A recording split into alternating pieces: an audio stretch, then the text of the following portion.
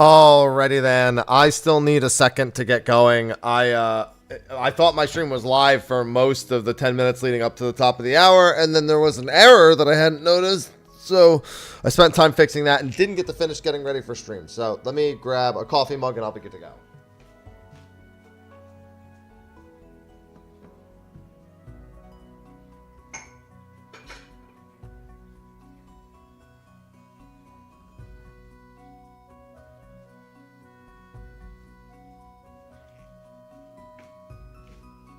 Not to mention I got Ivy breathing down my neck right here. Trying to slow my morning down even more. But now, I should be good to go. Good morning. Good morning, good morning. Yeah, as soon as I get started, as soon as Ivy hears my voice start popping off. There she goes. Mello, thanks for the 54 months. Good morning, King. Good morning, Unlucky. Good morning, Zach. Mello_Maddie's just subscribed. We got a busy day ahead. Busy day ahead. Ivy. What? Why did I put this all the way over there? Kira, thanks for the 97 months. Cheerio1 Kira just subscribed. Almost to the century mark. Yeah, almost 100 whole years. Coming up on it. Thank you for the 97. Welcome back. Alright.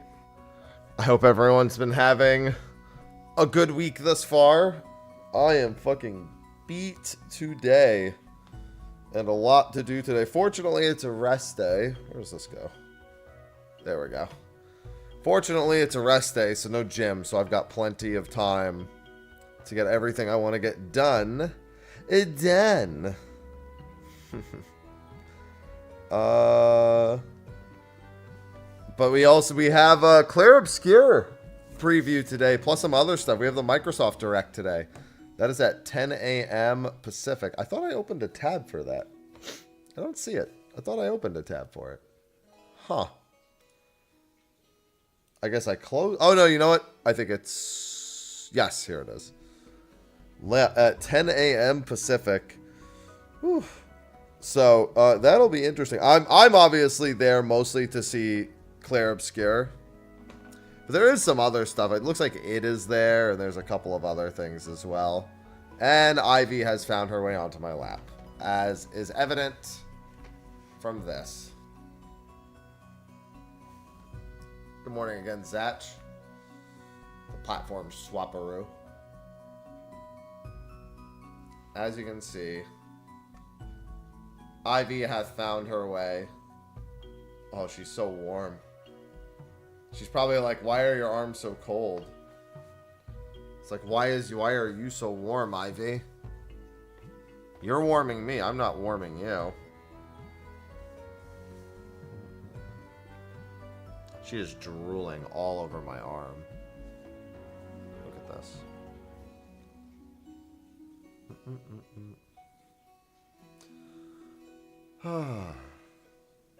She is very, very warm. And my arms were very cold. See? Hey. Hey, hey.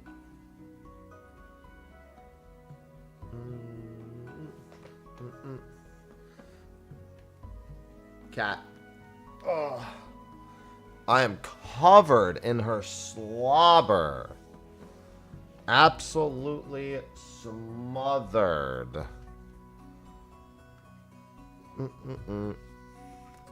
Ivy, hold on. I gotta move some stuff from when I was recording last night. Hi.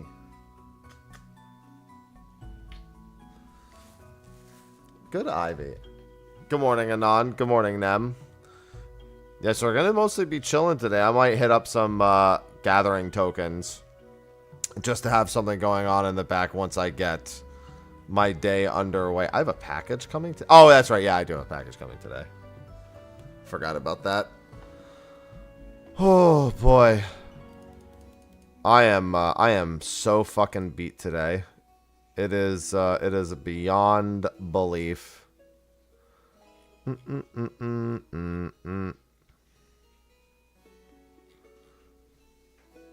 Actually, I guess it's not really that beyond belief.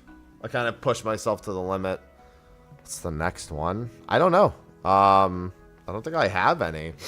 It might be time to hop back on the Final Fantasy achievement train and work on that a little bit after I get through the finale of Tales. Well, I guess the DLC finale of Tales of Graces after the post-game epilogue.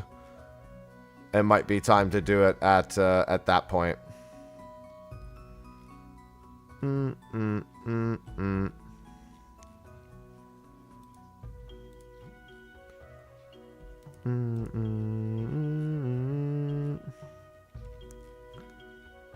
Because I don't think I have any others on the list at the moment. I would like to go back and finish Dynasty Warriors, but I'm not sure if I will. Good morning, Totoro. Yeah, we got to finish tomorrow. Hopefully, I'll finish Tales of Graces F. And then after that, it might be achievement time for Final Fantasy stuff. And that depends on if I want to do the 14 achievements for PS4 or if I just want to do the PS5 achievements. I kind of want to do the PS4 Platinum, but not all of the achievements, which actually will take quite a bit of active effort on my part because I have all the PS5 achievements. As soon as I log into the PS5 version, I should have all the PS5 achievements. But the PS4 version of 14, I will not have the Platinum because it requires me to do some specific tasks that I don't have done. So I will actually have to sit down and get those done over the course of several evenings, most likely. PS5 trophy gathering. Yeah, I don't have all the trophies all together, but I do have the platinum. So if I at least do that, that's something to consider. If I really want to work on all of the achievements, it's going to be something else entirely. Which, yeah, no, 8,000 Gathering Collectibles was the last one I did. That was the last one I did for the Platinum. So, yeah, I feel you on that pain. That was not pleasant.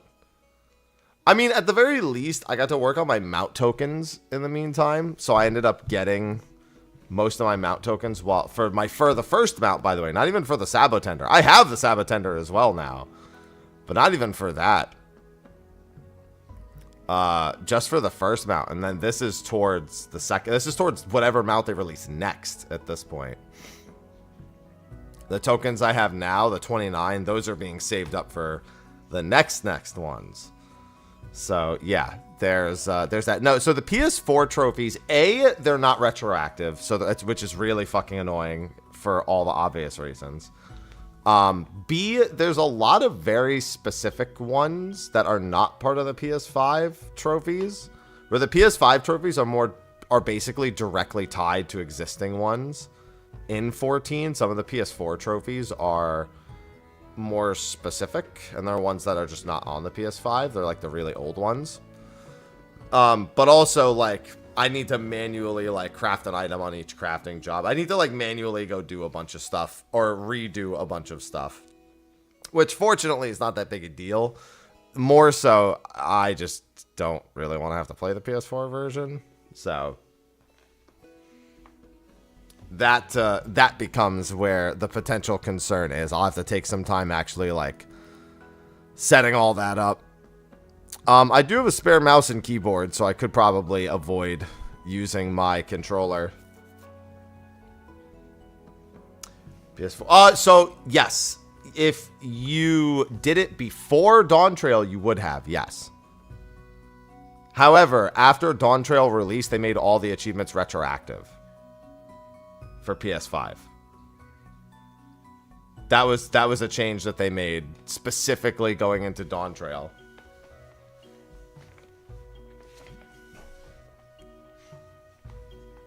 So it says, I think the official patch notes for 7.0. Here, let me, like, I guess I could just read it.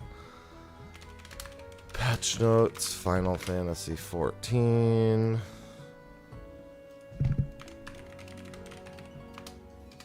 Oh, right. The whole 5 thing is not going to be the same. Where is it?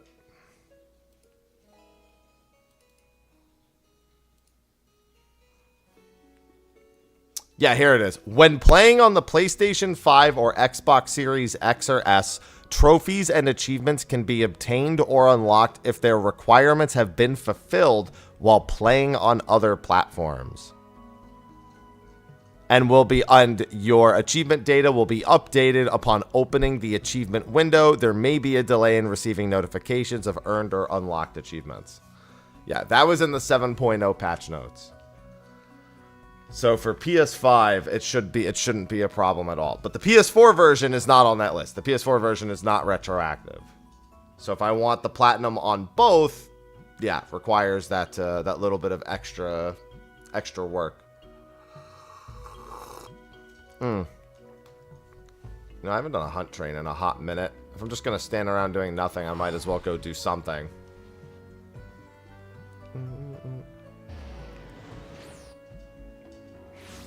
I actually could use some lower tier hunt trains. I think I'm down to like 1,800. I'm down to like 1,700 Aetheryte tickets. So I could use some of the lower tier ones. So I might try to catch those a little bit later.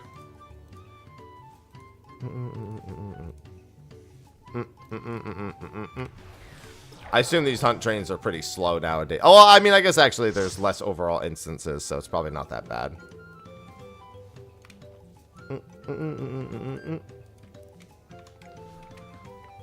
Hey, what's going on, Gek? Chat and Cat. Cat just stepped over into the other room to drink out of her water fountain. Good, I just cleaned that for you yesterday. Slurp away, Ivy. Slurp away. Well, I know they always have trains in the morning, but I'm saying I specifically need Stormblood and below trains. So I should try to catch those. Most of the time I try to ignore them. Trust me, I know all about the morning trains on Gilgamesh. Gilgamesh trains run like clockwork day round.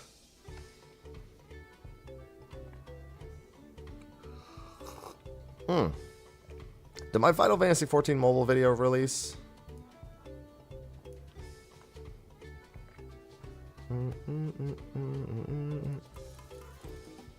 Yes, it did. Okay. Yeah, I put out a new 14 mobile video. I've got a handful of them coming down. Latest patch. There wasn't even a lack of content. It was about what you would expect from a normal 0.1 content patch. It's very normal for 4. If anything, it's more than we normally get in a 0.1 content patch. That being said, people want more. We really want an exploration zone. And it was really focused around raiders more than anything. So, of course, I got plenty. I got like a month and a half of active, like very active playtime out of it. So it was pretty good for me. But that's because I do all the content in the game. Except for fishing. And crafting, technically. Well, I mean, I crafted a couple. I crafted those 5,000 items at one point for the achievement.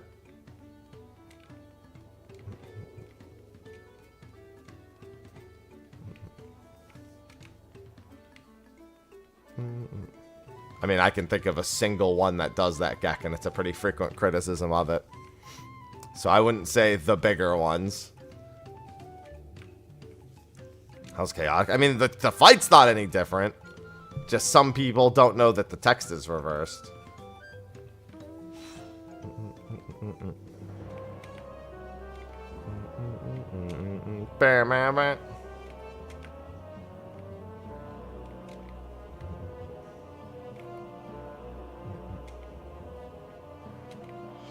Yeah, but that's ocean fishing. That's a different category altogether. I'm not doing big fishing. That's the real fishing. Well, I mean, you do also have chaotic to do. But I'm saying that that's literally like a pretty cut and dry 0.1 patch. And it's more than a 0.1 patch normally has. But I'm saying that people want... It's A, all Raider stuff, and B... what is it called? And B, people want the long form stuff earlier.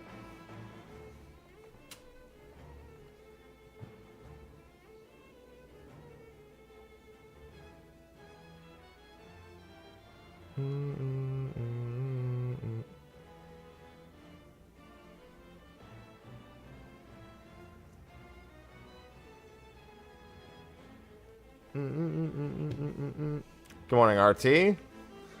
God, Whoops really wants me to suffer in big fishing. I don't want to. It's something I have just so no interest in. Yeah, you got to remember, in Endwalker, my downtime content was finishing every relic weapon in the game. So, I exhausted a lot of stuff in Endwalker.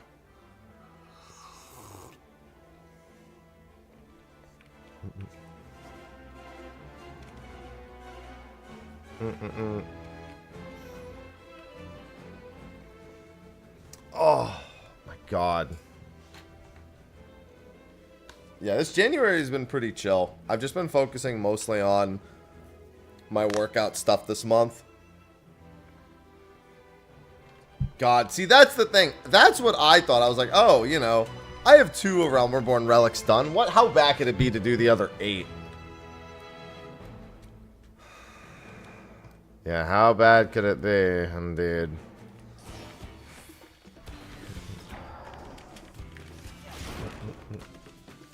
Once you get past the books, it's not bad.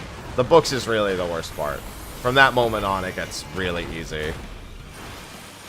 Oh, I gotta swap my headset battery. I just looked at the battery charger. I'll do it in the middle of this.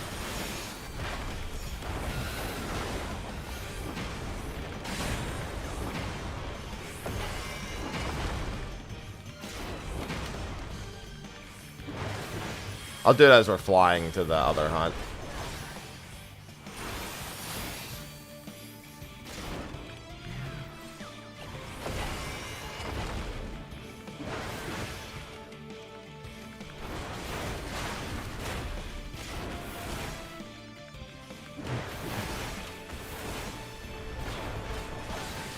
No more word of your wood. Alright. Headset swapperoo time. Let me just find out where the next one even is. Alright. Perfect. Plenty of time.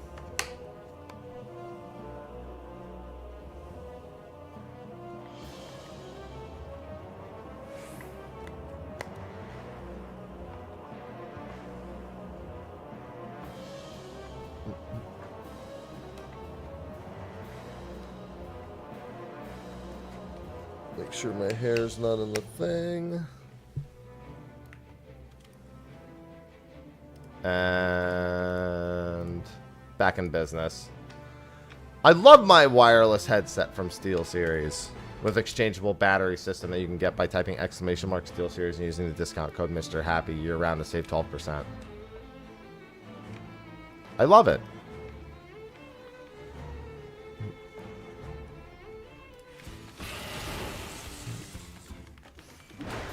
Plug, plug. Damn right. Plug, plug, plug, plug.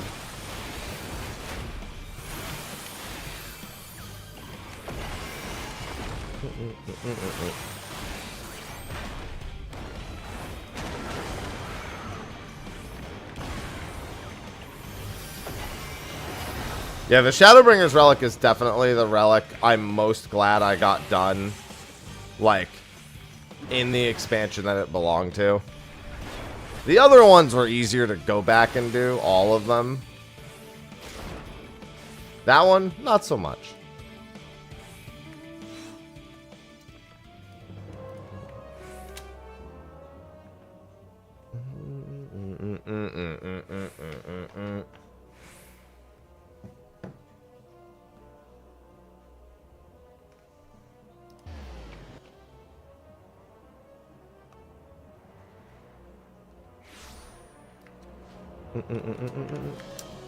Hello, Mike. I saw like a minute of it. Not even. It kind of popped up on my timeline when I was busy with other things. I'm using the most expensive one. I would usually just recommend the 5 or the 7 because they're more affordable. The 7 for wireless specifically. I use the Arctis Nova Pro wireless, which is like 300 plus.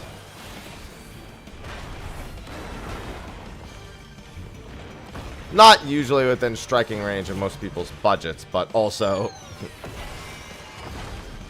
the highest end of what they have. I actually have a 7 in the back. Like, you can see a few SteelSeries products behind me. That's the one that has the spare battery, yeah.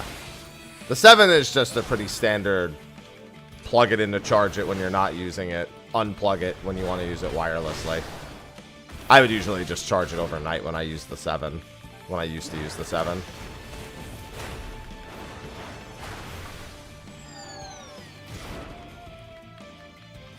And Neo is a classic. Listen, all I really care about today is Clair Obscure. But yeah, that's true. That wouldn't be a bad thing to pop up there either.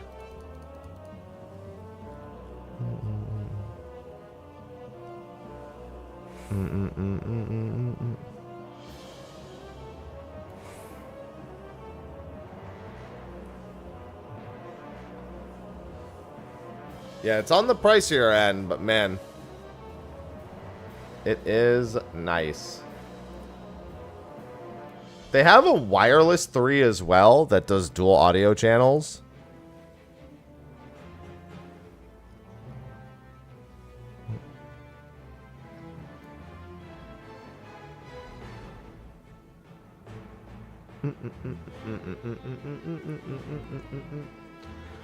Yeah, but we want the 3D one.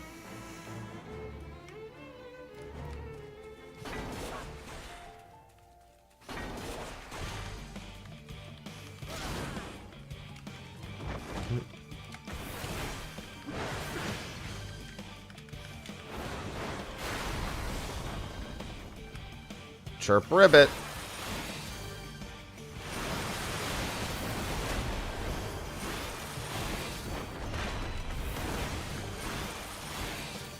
Ribbit chirp.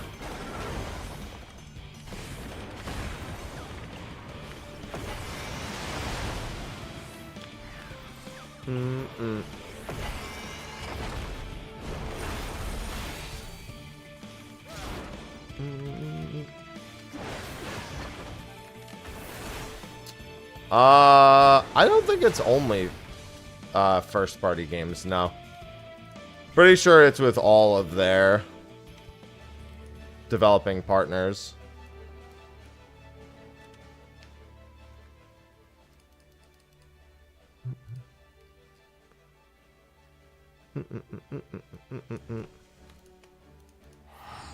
Alright, now they beat me to it.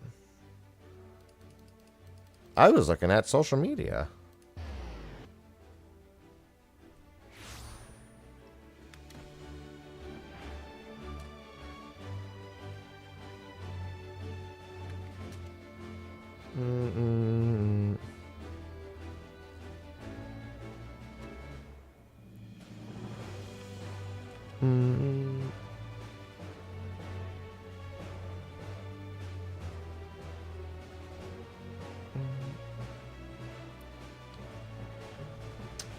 Yeah, Vowed almost certainly. Vowed next month. That'll probably be the next big RPG that I play.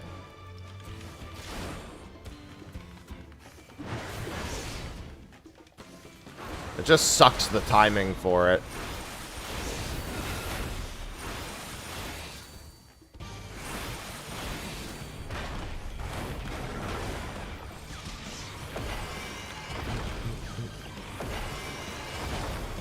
We'll make do.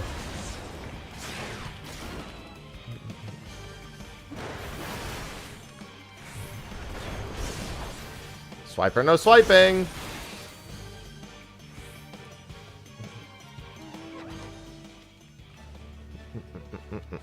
Hello, Polaris. Like I said, Clair Obscure is the big thing for me today.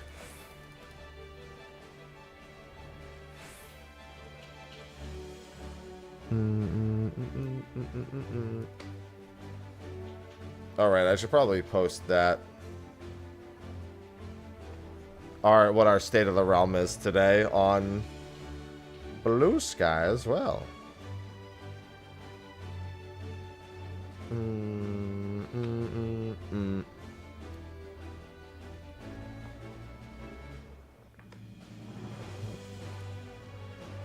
Yeah, I decided against getting Rebirth on PC, at least for now. I'm just I just don't want to. It's just not the right mood and time for me to play Rebirth. Good morning, Valtis. I put a lot of time into that game when it first came out on PS5. I feel like I just don't need another 100+ hour experience right now.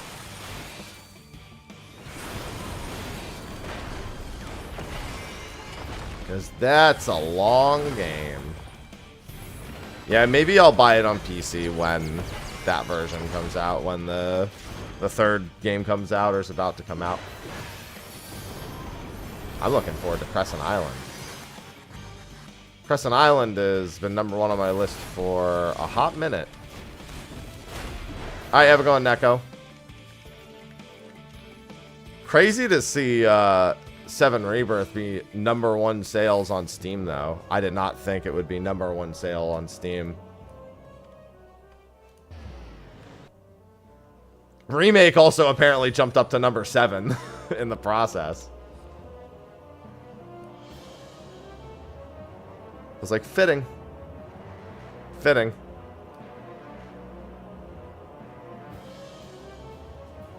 The island, that's the exploration zone for this expansion. Well, that's the first zone in the exploration zone is Crescent Island.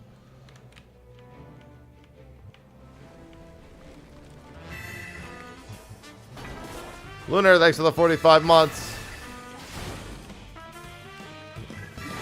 Lunar Sky 14 just subscribed. Thank you for the 45 months. Yeah, we have the Lunar remakes in April. Puts the reminder in my head for that. And probably about as grindy as the last two. The other two are both pretty grindy. No reason to suspect these would be any less so, you know?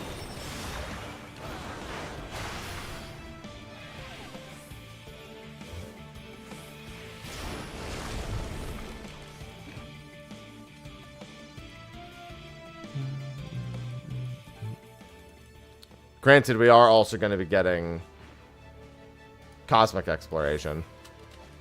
Probably in 0.2x as well, if I had to guess.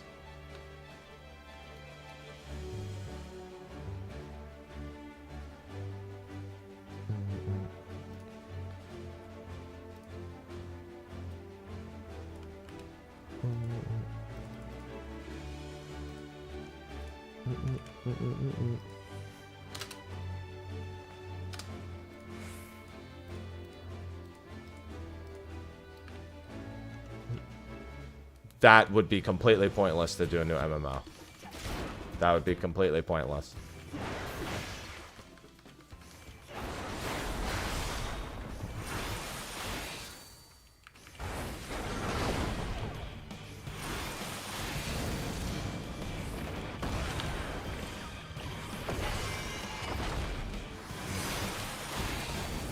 They're using whatever Lightspeed is using.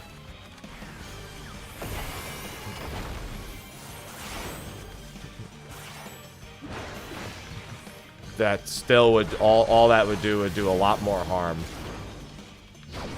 You're not going to get 14 players to leave 14 when they've got all this progress on their characters. So they've already learned that lesson with Final Fantasy XI. Although granted, sending people over to 1.0 is more like a form of fucking CBT than anything else.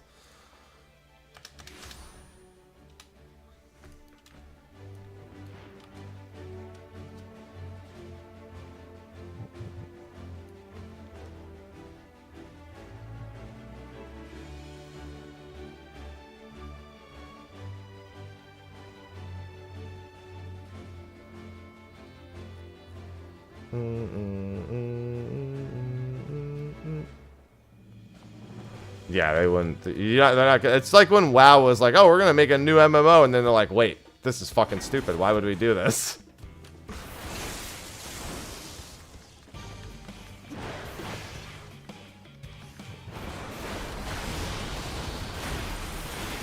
Sega was like, "Ah, we don't care. We're gonna do it anyway," and yeah. I don't know how much we really want to say Final Fantasy XI is being run.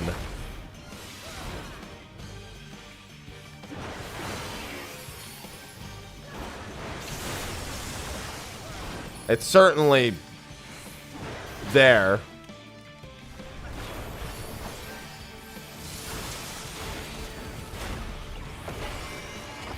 Let's see what updates. It gets like the most minor of updates, yeah. Ivy's zooming. Although there are updates that are way overdue in a lot of ways.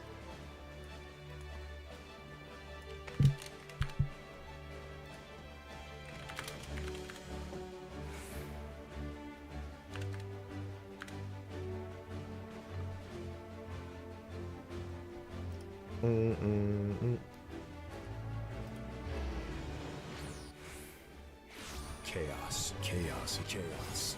Hobo, thank you for the 2 months. Chaos, chaos. Abirta Dobo just subscribed with Prime.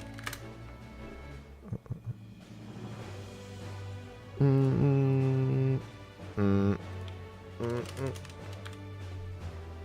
mean, I just want a better friends list. But granted, after the shenanigans of the blacklist, maybe we don't need a better friends list, Smile.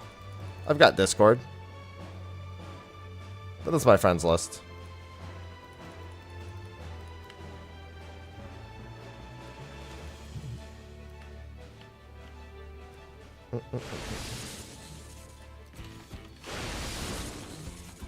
Well, you're not going to get anything open world, so you can just go ahead and stop yourself there.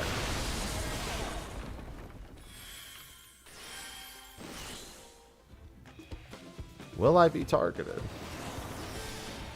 The content we've been getting has been plenty good. It just hasn't been for anyone other than raiders. The difference between getting something that's not high quality and something that doesn't meet a demographic. Or only meets a specific demographic.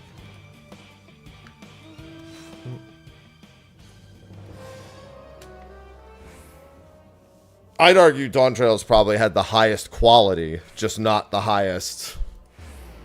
Just not the most expanded. It's been all very much raid focused.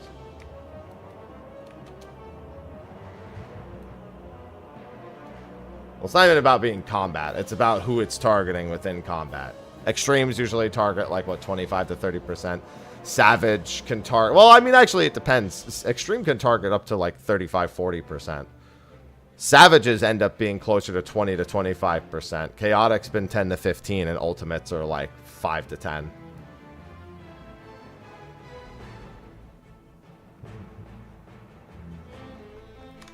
Meanwhile, they've had sort of maintenance stuff for everything else. Having the gathering tokens, for example.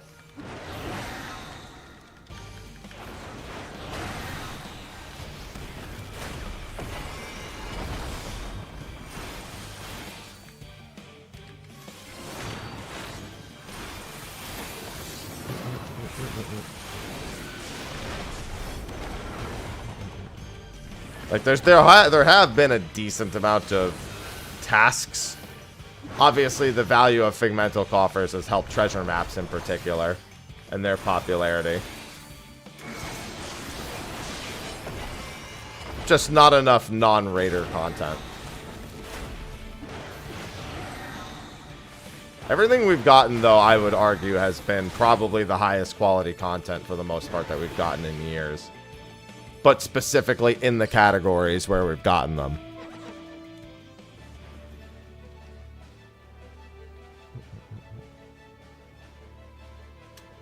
One final mark. Oh, hi, Mark. I didn't even see the flag for Mark. There he is. I don't think it matters. I think Beastmaster is pretty fringe content. I think they shouldn't have even brought it up because they knew it was going to be so far down the line. Like, they would have been better up bringing Chaotic during press stuff because it was at least content that actually hit within a reasonable time.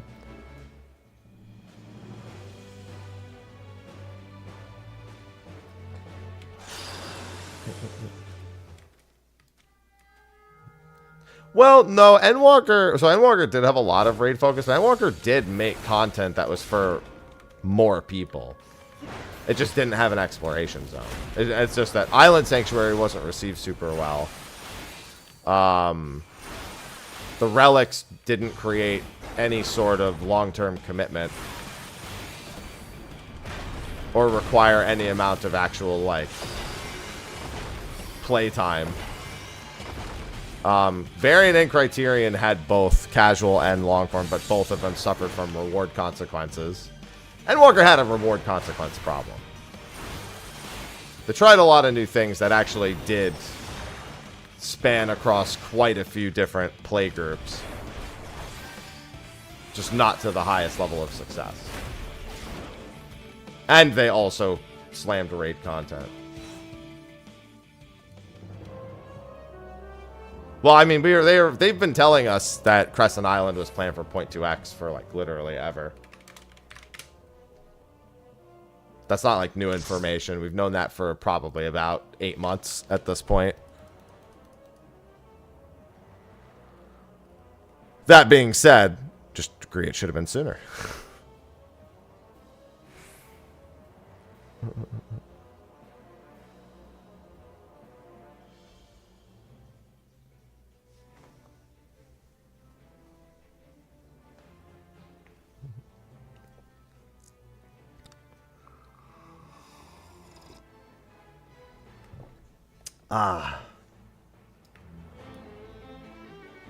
Yeah, I haven't done them yet, Phoenix.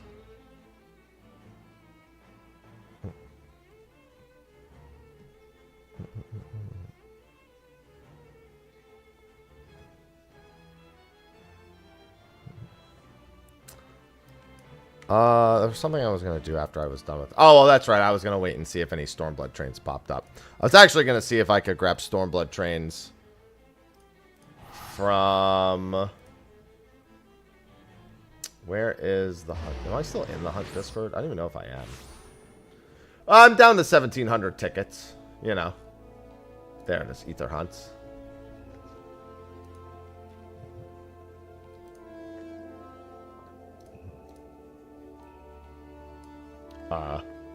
Thanks.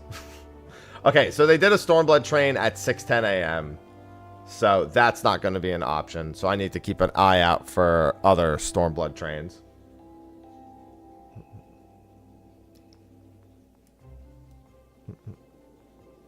Yeah, I'm keeping a look on that because I want to stay on the up and up with that. I actually have points to spend.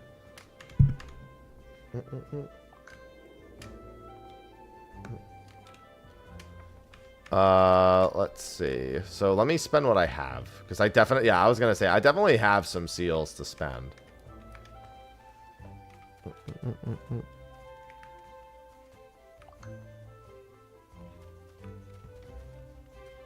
I don't. That's not a good idea. What? Nope. Dawntrail train. There's no point in doing that race.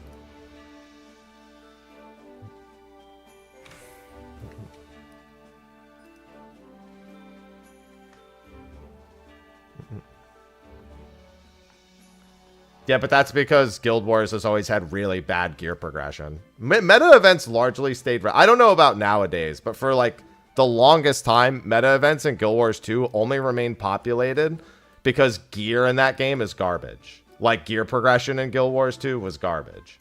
So everything in the game effectively dropped the same exact, like, quality of gear. So you didn't really give a shit what you did. You just went around and did all of it. And just wanted to get something out of it. Most of the time you get nothing. WoW does not have the best gear. WoW's gear system is the absolute dog shittest. It could be good. Here's the thing. Warband should have made it good. But even with Warbands, you get a fucking world firster with 10 characters who can't get the gear he needs in order to do raid. Blows my fucking mind.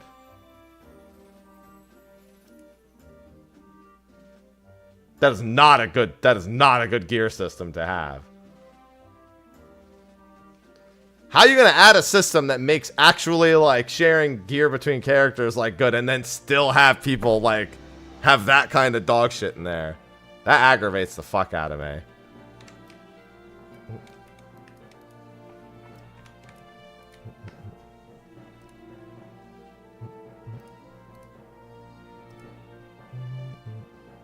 Let's do this. People like to think about what the pros are of a system without thinking of what the actual system means within the context of the game it's released in. They just see it in a bubble.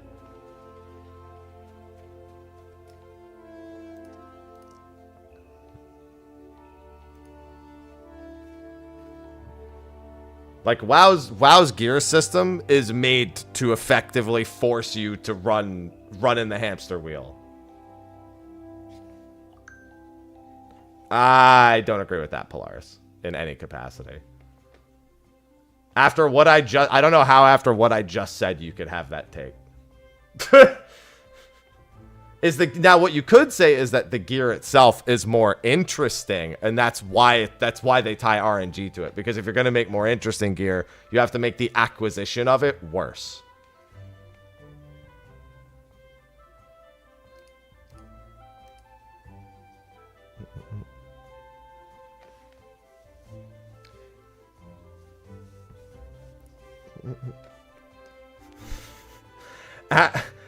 Ask people who do Mythic Week 1 how they feel about WoW's gearing.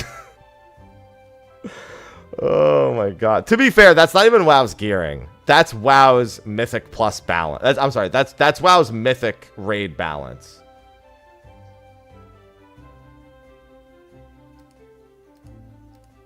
That's actually more of a balancing thing.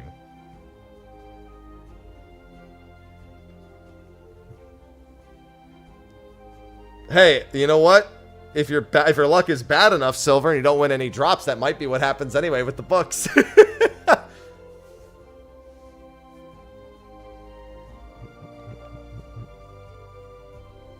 Your luck's bad enough, that might just happen to you. At least in the PF. In a static, that's not going to happen. Well, that's because 14 wants you to understand how to play the game. WoW wants you to RNG grind gear and understand how to play the game. 14, your gear is simply a part of you needing to perform. Your gear is technically irrelevant in Ultimate, as long as it's the best in slot gear. But, like, everyone's best in slot is, like, a set goal that they, in theory, should achieve within a certain number of weeks. WoW is a hamster wheel. Well, that's because you don't look at the numbers. If you actually look at your numbers and you're not seeing the number go up, that just means you're not actually paying attention to your numbers. Because it's pretty fucking recognizable. I can tell you the amount of damage I do with Radiant Finale from the start of the expansion to now is a lot fucking different. Because the story is the content, Durka. There's nothing wrong with not being interested in story, but it's ignorant to act like story isn't content.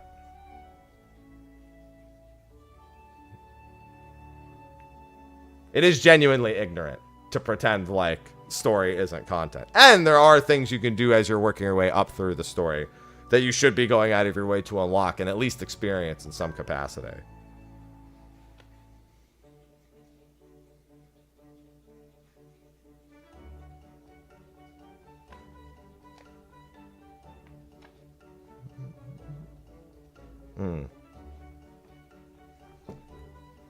Dawntrail is content. Dawntrail's story was like 20 hours.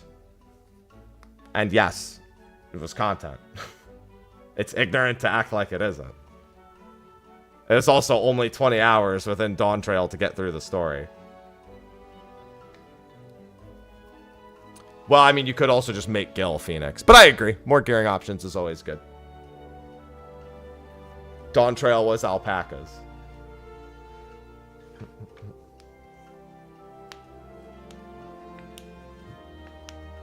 Say it louder for the people in the back. Oh, hi, Jenna. There's hats you can actually wear. There you go. Yes, that's the biggest thing, Raze. Ignorant for acting like it's not content.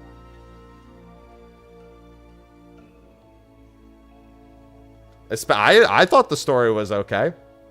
There's one character who I was like not wild about, and other than that, I had a pretty good time with the story. As did a lot of other people. Just because it's popular on the internet to shout that you don't like a character doesn't make the take good or bad. It makes it your opinion. but it's ignorant to act like story is not content. Also, you said 100 plus hours. It's only 20 hours to actually do Dawntrail story. And story, I say this all the time.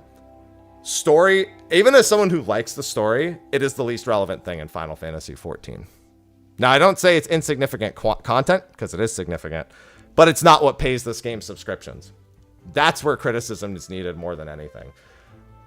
Mostly negative, you mean the 91 reviews, of which 33% were positive, and that was only in the most recent category.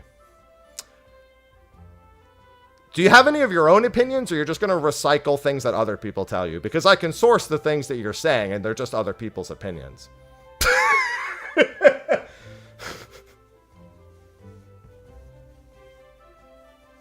100 plus hours to really start to do real content. Story is real content. Again, it's ignorant to say story is not real content.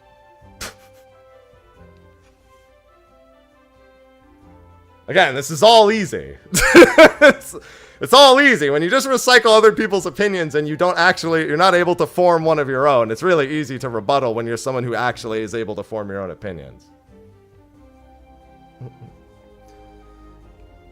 It's like I always tell people, if you want an actually bad expansion, an actually on expansion, bad expansion, you go to Heavensward. It is by far the worst expansion to have played on content. By far the worst one. It's like not even remotely comparable. Dawntrail is like a fucking gift from the gods compared to Heavensward on content.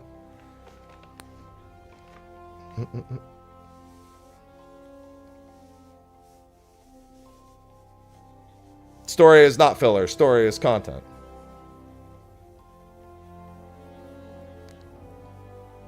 What your opinion should be is like, I'm not interested in the story. See, because you're stating things as fact, but you're wrong. So again, it's easy. No, I'm stating facts. You're just not smart enough to understand that.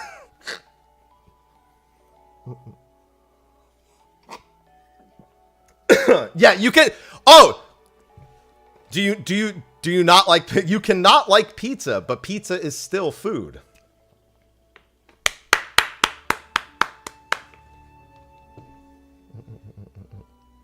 When you say story is something, you are stating it as a fact. You have left out the part of it where it is an opinion.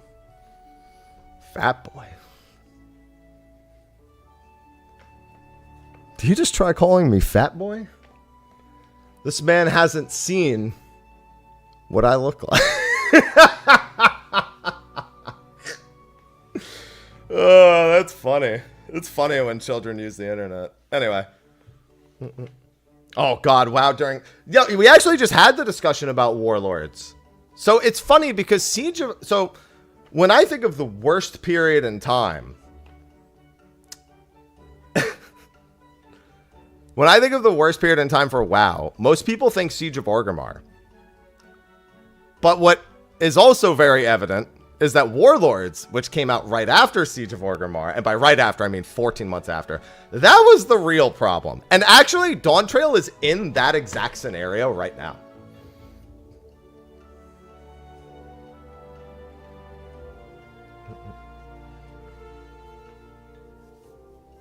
Because going from Endwalker into Dawntrail and not having that scale of content is actually the exact same problem as Siege into Warlords. Still not working. I mean, to be fair, all you're doing is proving me more and more right. So, thank you. I appreciate you proving me more and more right, Durka.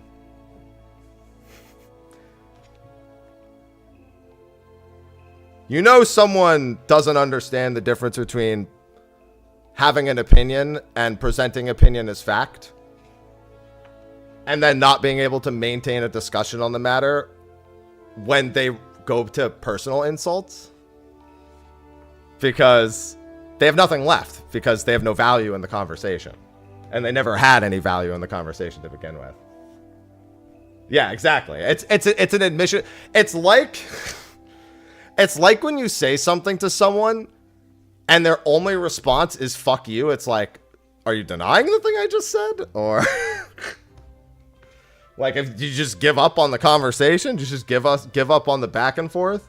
Are you out of ideas? Which one was it? See, here's the thing though. No, Shadowlands. Yeah, I mean, Shadowlands has some things in there that work. It's just the problem is the things that it's actually got some similar vibes to some of the 14 stuff where they try some new things, they just don't work. And then it's like and then everything that isn't those things kind of just like becomes like a shallow hole. And not the fun kind of shallow hole.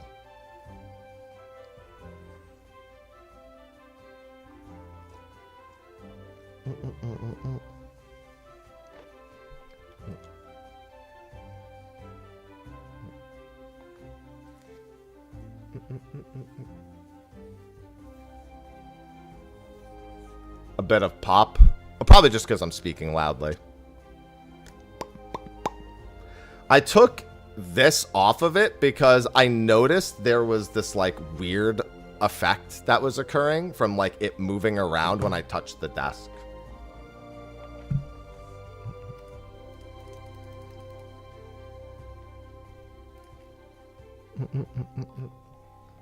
We've got what, 2 hours? Okay. I see someone posting.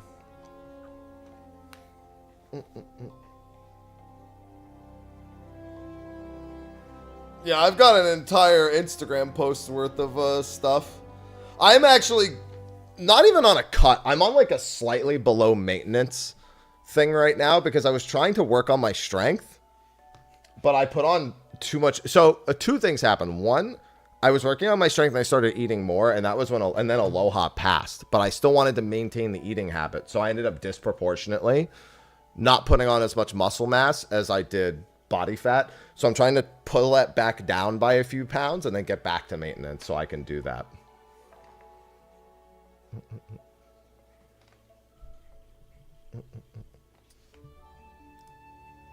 I wonder if that is this.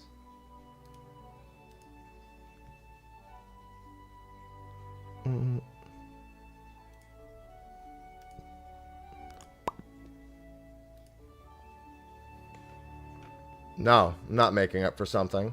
I suffered the loss of an animal. And I went from 175. I was trying to go up to 190, which is what I made it to. But the workout was disproportional. Because I was only in the gym like 2 days a week at that point. Sometimes not even.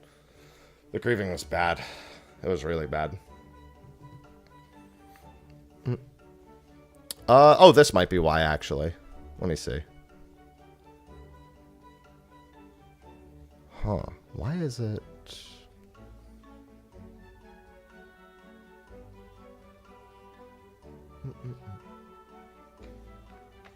Take creatine. So there's 2,500 milligrams,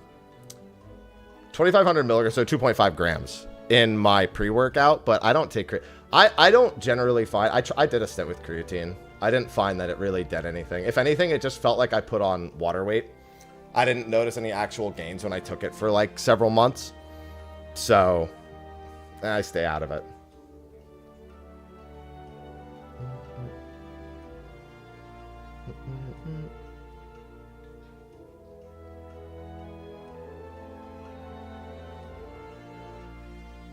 Yeah, I do clown you.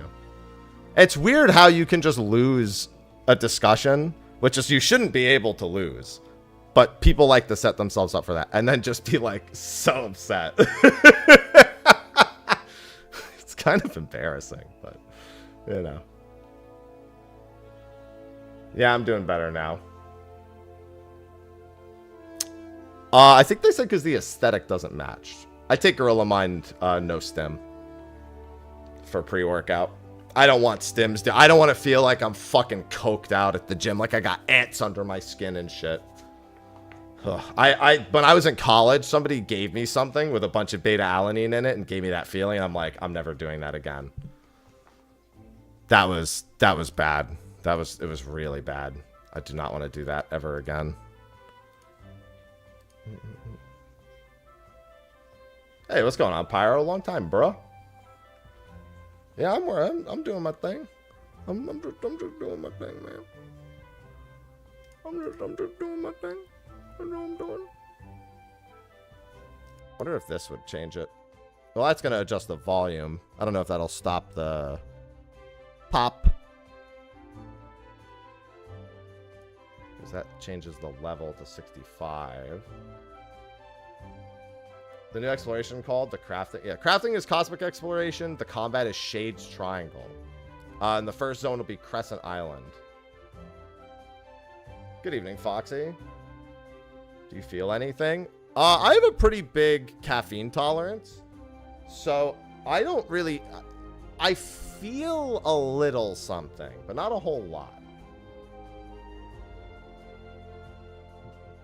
And that's good for me. I don't want to feel like a maniac at the gym.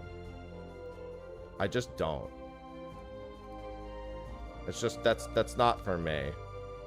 That's definitely not what I want.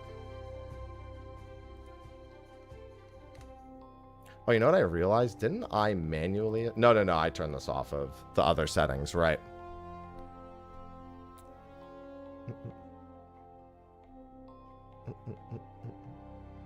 Could try putting this back on and see. Because that is what it is. It's a pop filter, so... I just noticed that it does this, like, weird thing when I have that on.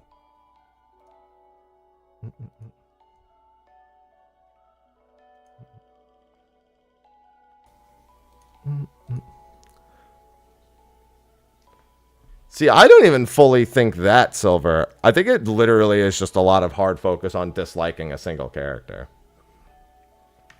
I think the overall story was fine. Fine is as deep as I would go with it. It's not great. It's fine. I liked it better than Stormblood.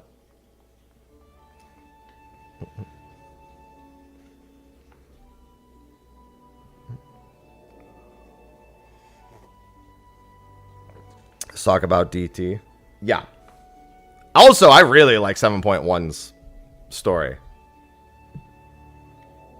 Liked it better than half of Stormblood. Keep in mind, I'm comparing specifically 7.0 to 4.0. My workout shoes depends. I have CrossFit shoes and I have powerlifting shoes.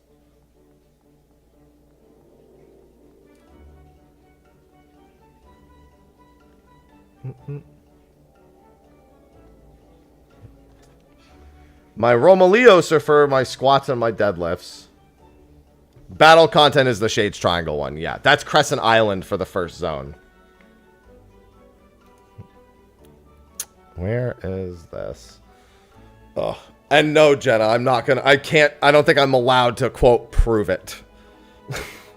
I don't think that's something I'm allowed to just do. That's what my social medias are for.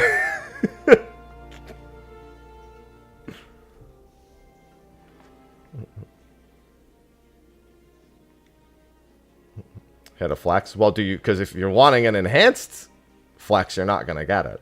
I don't know why I've allowed you to still be here. You've been a clown the whole time, and everyone else agrees. I guess it's been good entertainment. Never hurts. I haven't been to the circus in a while, so.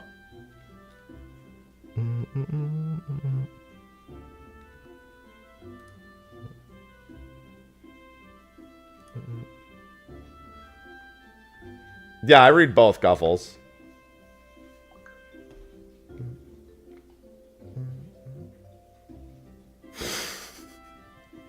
Nothing like getting a notification on your phone from Blue Sky and it's just somebody with the name, I don't know, I'm fucking gay. Well, you do because you're still here and you're still clearly offended by it.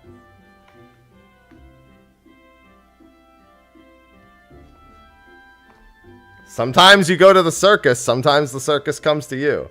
It's a wonderful thing. I don't even have to buy tickets. Final Fantasy X video is going. Final Fantasy X? The fuck kind of Final Fantasy X video is going around? Is this Waka being racist again? What's going on?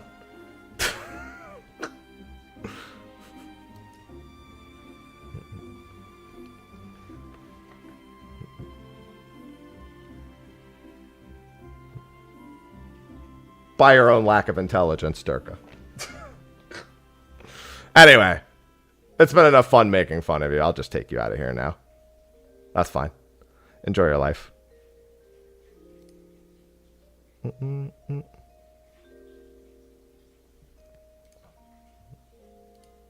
Hello, Keen.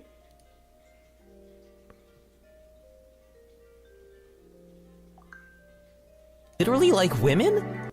Oh my god. Oh, it's a shit post. Yeah, I never watch things like this.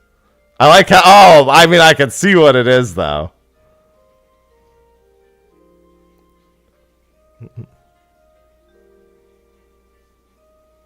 Oh, that sucks, Keen.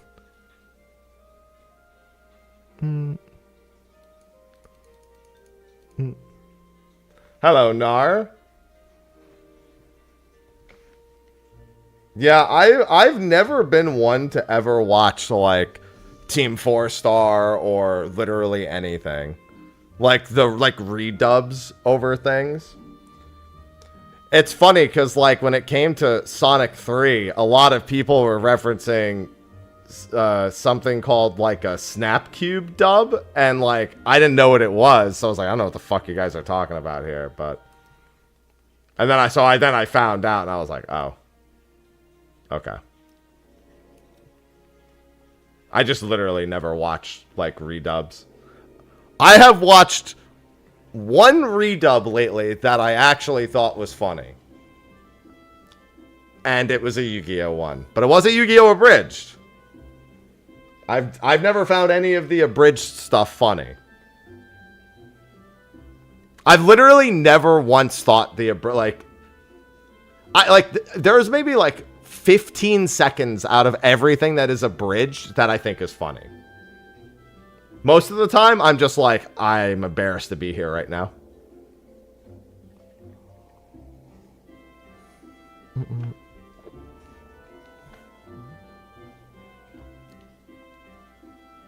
But I saw a Yu-Gi-Oh! One that was like... It was like reenacting duels, but if they were modern Yu-Gi-Oh! And since I've been learning modern Yu-Gi-Oh! I was like... I guess I'll watch this so I can get an idea. And I was like, Jesus fucking Christ. Kill me. Kill me. I don't even want to... Like, I've seen some modern Yu-Gi-Oh! Plays now, and I hate it. I hate everything. I literally cannot take it. I witnessed one turn. One fucking turn. In fact, I'm gonna pull that turn up.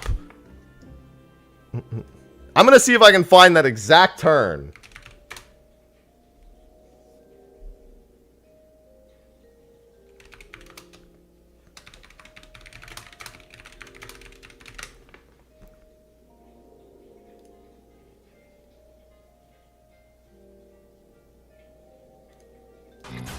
Yep, I found it.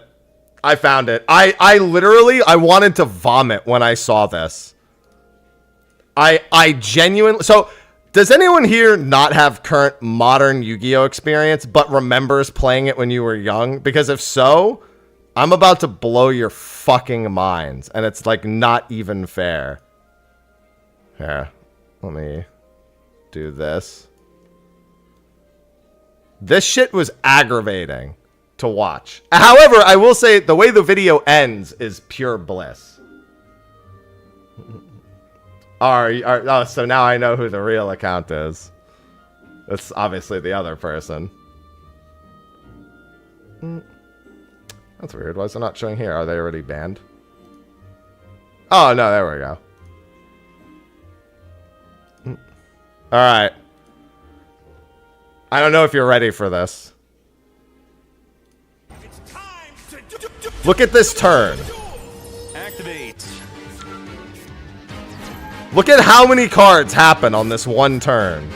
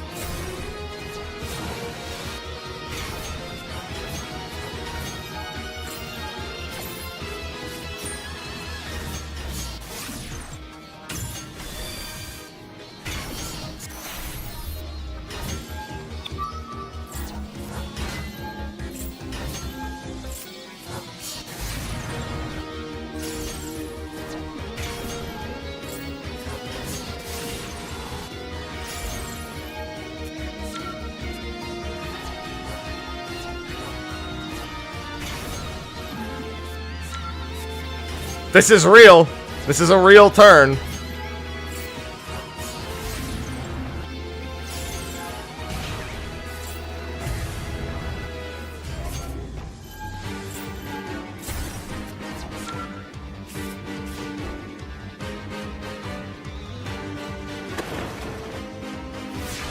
All right, so that's their board at the end of the turn. That was sped up, but that was one turn. But however, this video does have a good ending. I'm about to end this man's whole career. Boom. Bam.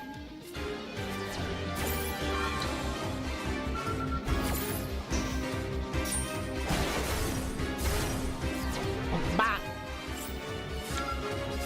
Pow. And they quit. And their opponent quit. And that's the good end.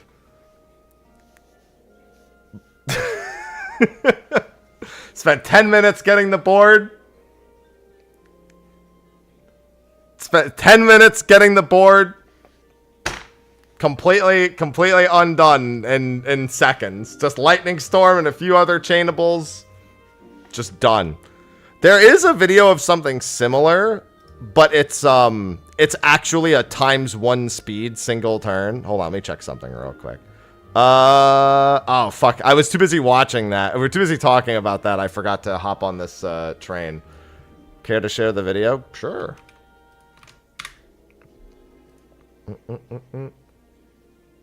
Board wipes are so much fun. You know what's more fun than board wipes? Hand traps.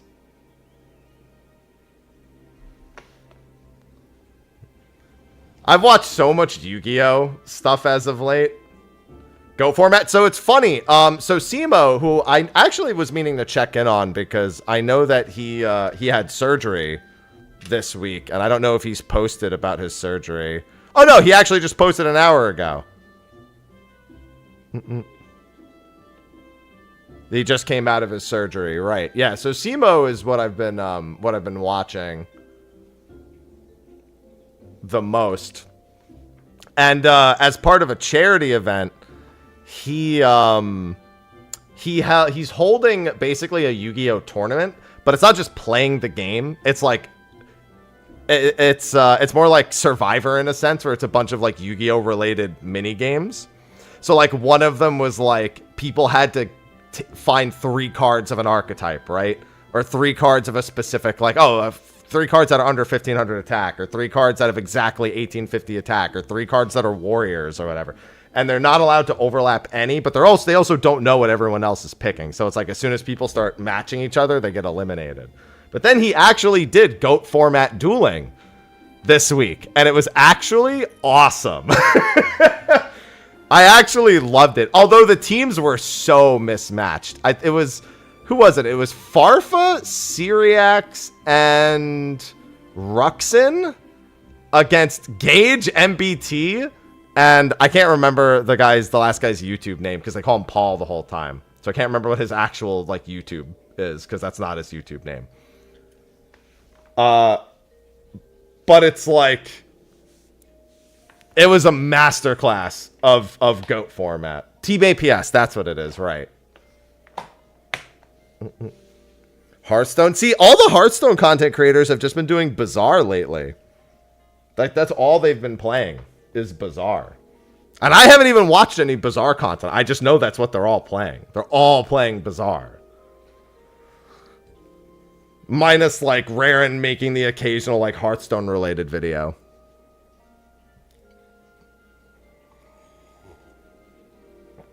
Yeah, when they play Hearthstone, they do play Battlegrounds.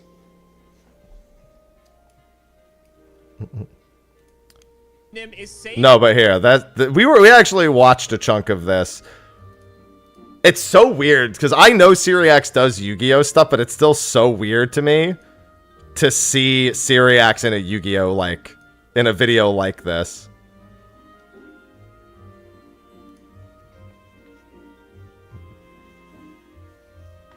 People still play Hearthstone. You know what people don't play anymore? Legends of Runeterra. They so don't play it that Riot's just making a TCG instead of a digital card game. Pretty confident. But now look at this. Yeah. This is the Yu-Gi-Oh I remember. All right, what do we want? Boom. Okay. Well, sure. Ask and you shall receive. All right, Why yeah, did good that take thing. so long? Like, Dude. just Honestly, I mean, hindsight 2020, so you know, don't mind me. But I do think just setting the scapegoat would have been. He's not playing it. Just because it's early and it's like Mirror Force is best to like, but then he probably wouldn't have played the Heavy Storm. So honestly, you got past it. So. Our first hand looked pretty unbelievable. We've got one of like the blowout cards. And TFT made let's. I don't know if that's true, but still. For your opponent having the one of, you're gonna get like blown out the water. Okay, well this is great. He's now in a position. MBT is so funny. Are we thinking I fucking he's love gonna go MBT. Metamorphosis, though? Like, what are the odds that he goes meta to take the Sangan if we play it?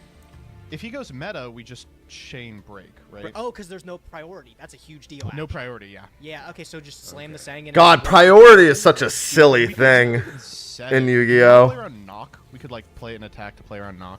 I would play an attack. I'd punch this with something. It's crazy to think that priority didn't. When did priority go away? Like 2012, 2013? Okay, what do you feel about punching the face down? And if it's like spy, it doesn't get a summon. We take 1,000, but is that a good trade? Yeah, I think oh my god, this jargon is insane, y'all. I was like, sorry, yeah. No, I love it. I love it. It's just so Marvel yeah, it was playable within like 12 hours. You're talking me into the play. They're also moving like parent companies or some shit like that. I don't remember. They made like a whole big announcement.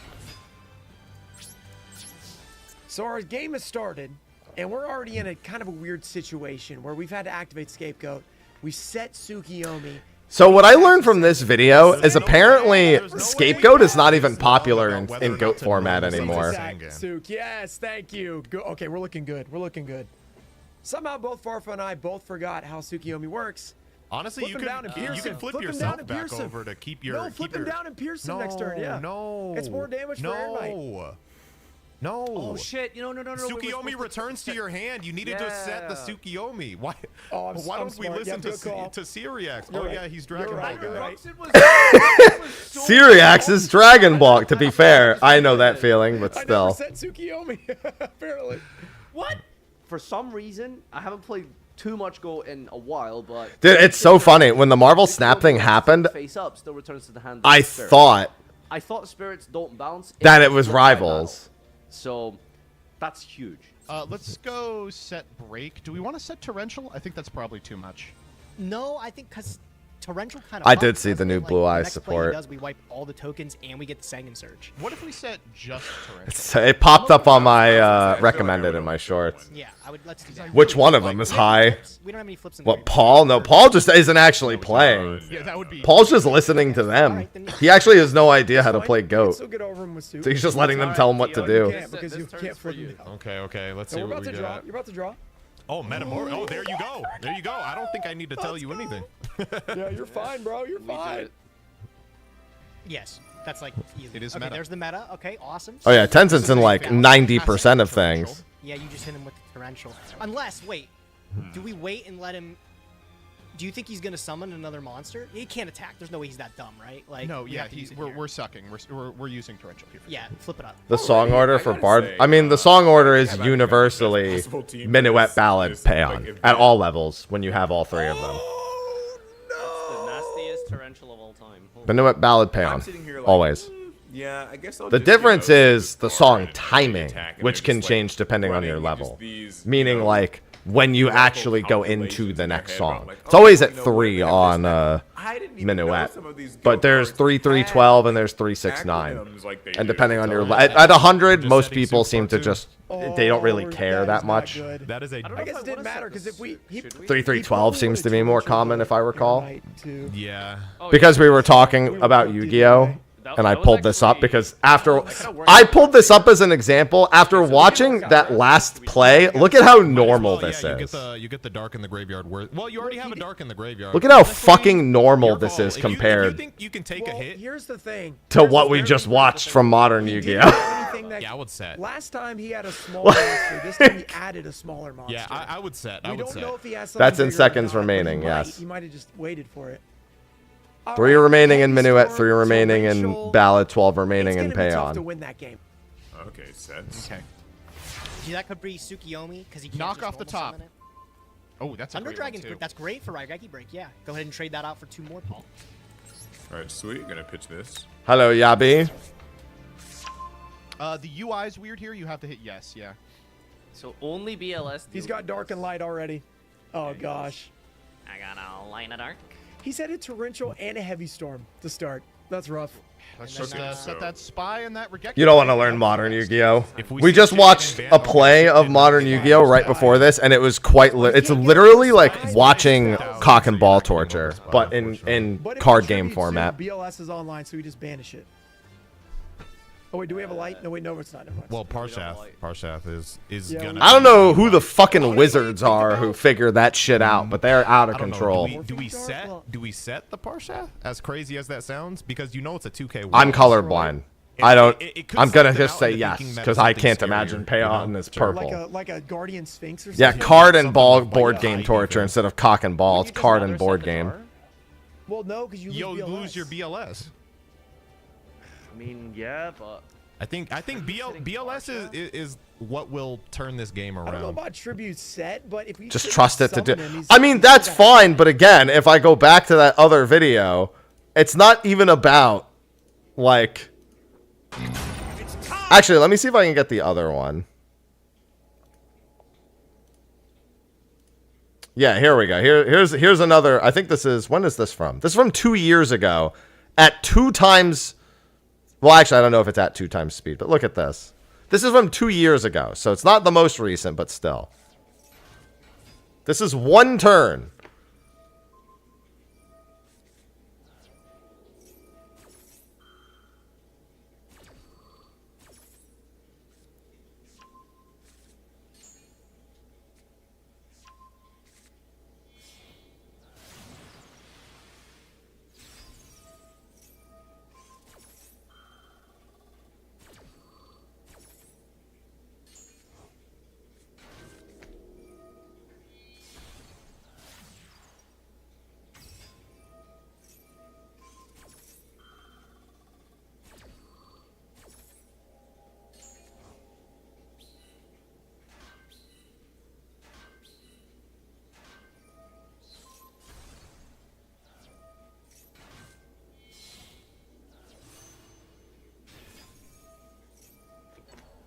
It doesn't even matter if it's a good deck or not. What matters is how long it takes.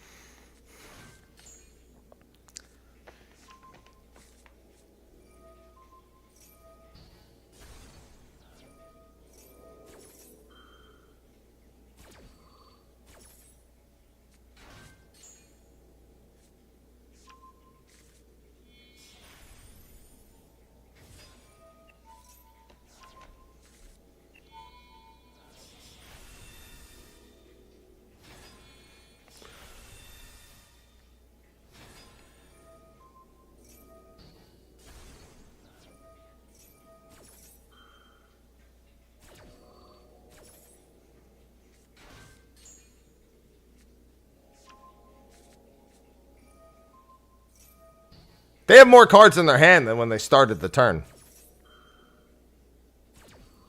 Because of this fucking Vylon element and Phylon filament. This fucking Vylon filament card just keeps putting cards in their goddamn hand.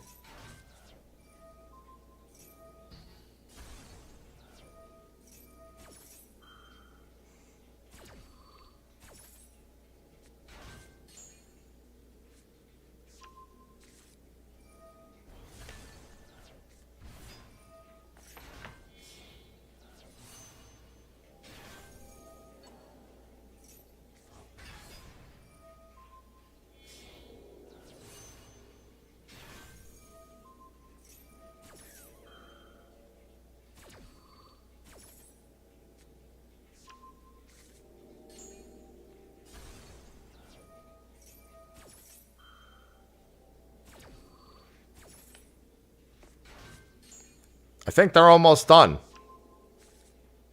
Mostly because the video is getting close to being over.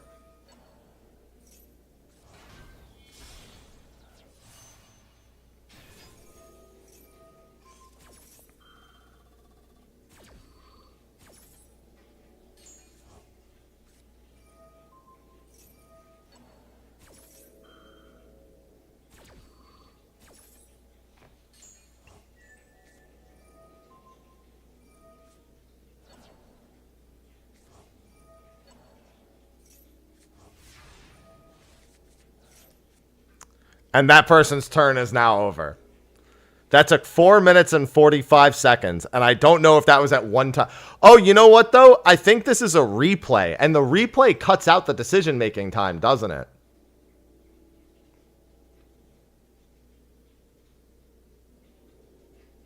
Yeah. So that was with all the decision-making time taken out.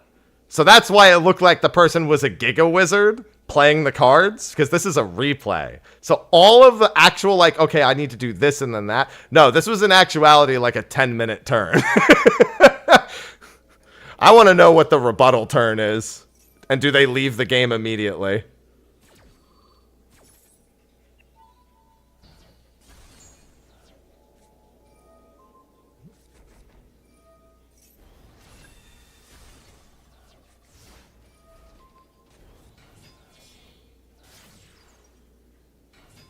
No.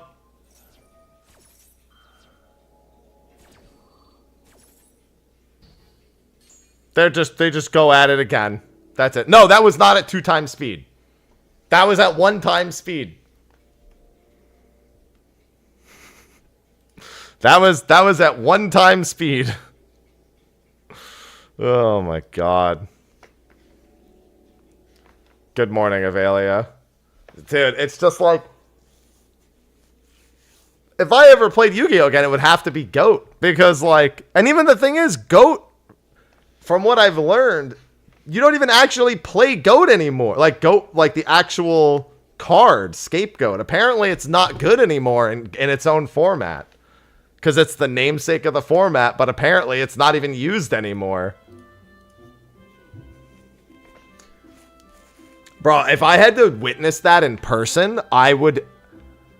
I am surprised that, like, Yu-Gi-Oh! Doesn't have, like, they probably need to check for weapons at the door, because I could imagine people, like, sitting down and witnessing this across the table would just want to pull out, like, nunchucks or some shit.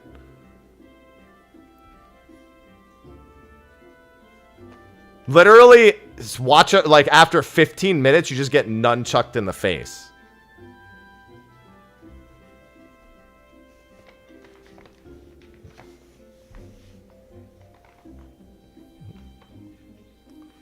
Pull out a knife and a whetstone and start grinding. Pokemon TCG's got a lot going for it.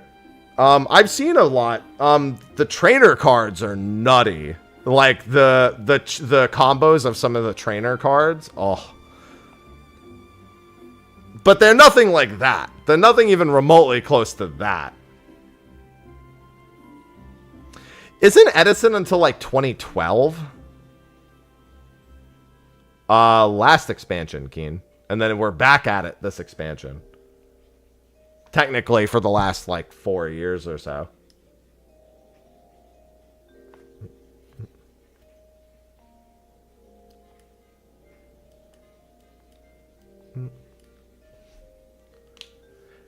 Yeah, I went to my local Pokemon League as a kid. That was a good time.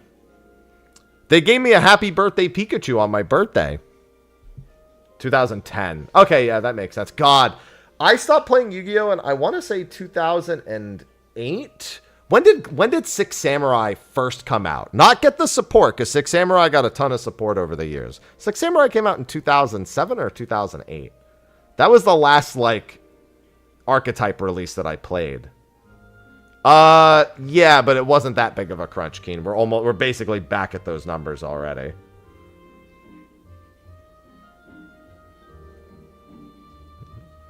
Middle of Synchro era for April? Yeah, that makes sense. But the last archetype that released when I was playing was when Six Samurai released. The original Six Samurai, 2007. Okay, so I probably played up until like a few months after Six Samurai.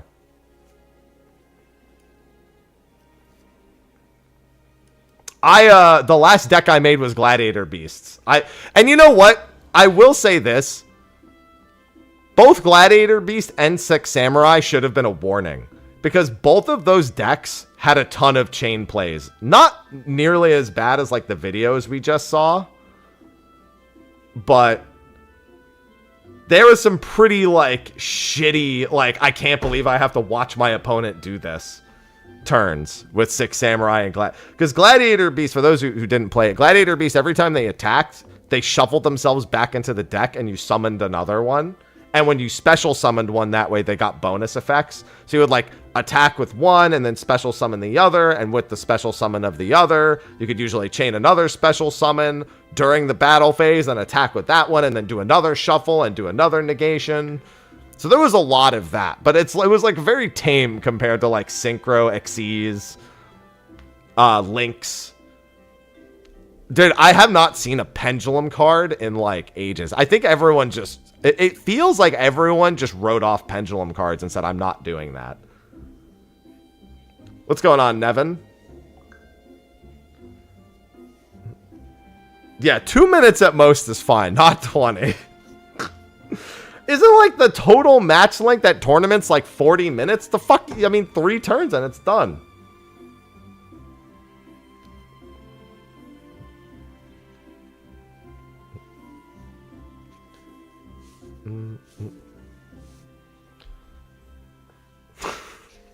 It's also funny because Xyz is such a weird name. I'm like, what is XYZ monster? Yeah, it's 3 duels to a match, but do you have 30 minutes for the game or 30 minutes or 40 minutes for the duel? Because I swear it's for the duel and not for the match, for the game itself. It's for the fucking match, not for the game. And it's like, bro, how much fucking time can this take?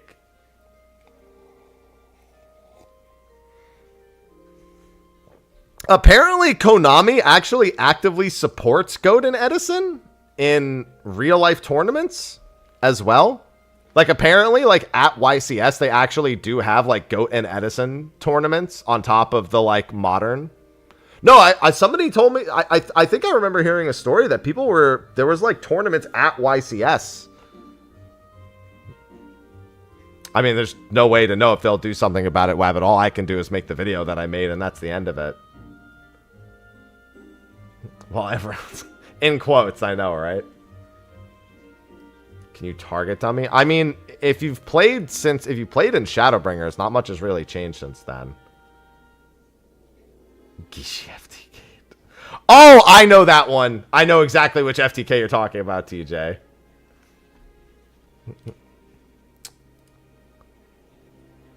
Alright, so there's a DT train. Damn, I missed the only Centurio train that's on this list. Keep in mind, in an hour and a half, by the way, is the Microsoft Direct. Claire Obscure is going to be there, plus a bunch of other stuff. We're hoping like Avowed and a handful of other things. id Software has something there. So don't forget, we're watching that in an hour and a half. The Microsoft Direct. Good morning, Dojingo.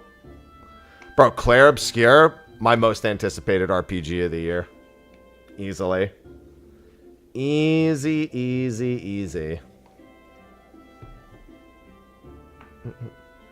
Viva Pinata Copium. God, Shadow. Yeah, it's pretty much the same as that, Keen.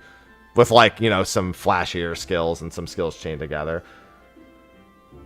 I mean, probably, but, I mean, I'm not going to say it is Doom. I would assume it's Doom, but...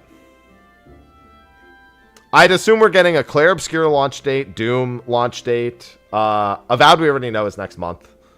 Probably just one more look at Avowed. And there's a few other things that were, like, teased. More Ben.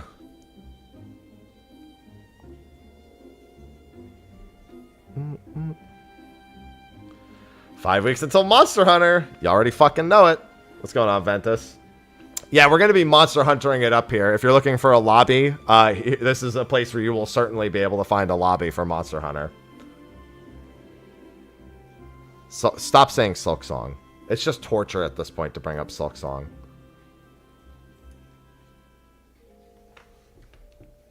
Sweet!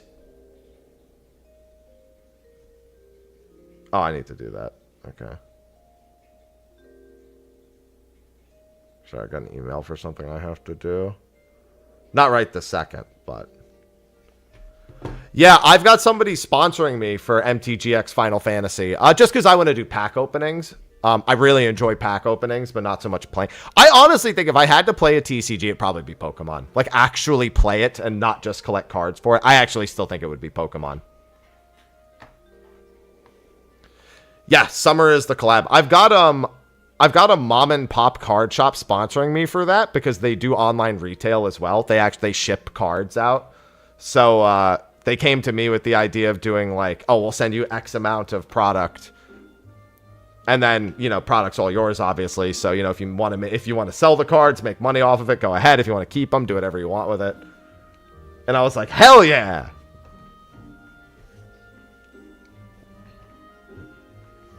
So I actually will be doing a bunch of pack openings for Final Fantasy X MTG. There's also a local card shop, like a place not far from me. So if I feel like, you know, being a little bit of a crack addict and getting a few more, I could probably go there. Or give them to Chad. Sure, I could do giveaways. But if I get something really expensive, I'm grading it and selling it.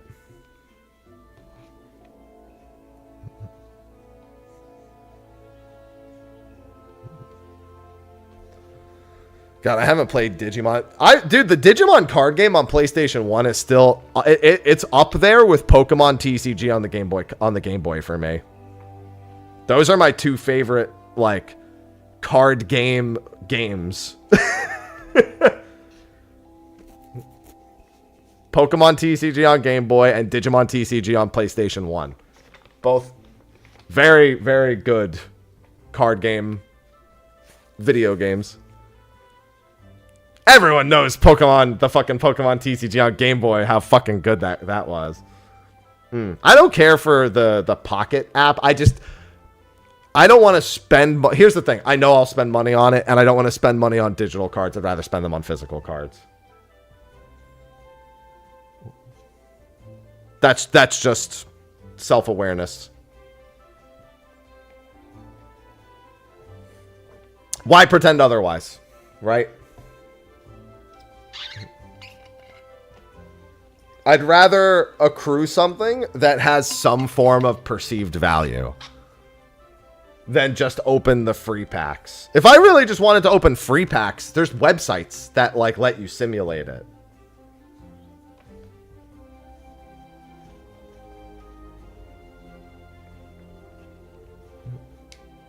You know what? Like if I really just wanted that dopamine hit, I would literally just go do that. Because that'll work. I would be like, okay, this is the rarest card in the set. Let me see how many packs it takes me to open before I see it. I would do that. I see no issue with that. Balatro is how you do it. God, I can't do Balatro. I was just talking with someone the other night. She was telling me how she got addicted to Balatro, and I'm like, I can't do it.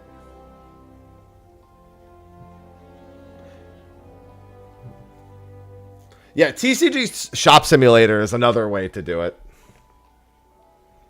Final Fantasy MTG is gonna be a time. The Final Fantasy TCG is not unlike Magic the Gathering. Dude, the Final Fantasy TCG is a lot more popular than I think anyone gives it credit for. It's just not Magic the Gathering or Yu-Gi-Oh! Or Pokemon. Like it's not those. It's like B tier. It's like below it. But like it's constantly sold out when they release new sets. And there's tons of regional tournaments for it. It's just not, you know, the big hitters, the really, really big hitters for TCGs. Good morning, anime. But, I mean, I think it helps that a lot of people do absolutely collect Final Fantasy TCG for the art. Yeah, One Piece has been doing really well also, which is wild to me, but, you know, it is what it is. I'm not like in on that, so obviously I don't have any perspective. Yeah, Digimon, Final Fantasy. Thank you, Keen. I'm doing.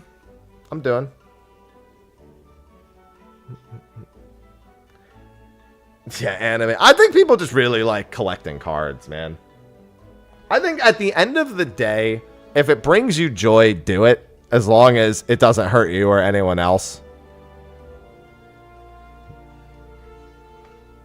And I think for TCGs, a lot of people really enjoy. I do think that some of it is because I do think some of it is because the COVID Pokemon card boom, I think, gave people the perspective that they don't know what card games will generate or maintain value. So I think there's like a balance of people who genuinely like collecting cards and even playing the card games versus people who think this might be worth something one day. So this is a hobby that may, in some capacity, be there for me later. Do you know what I mean?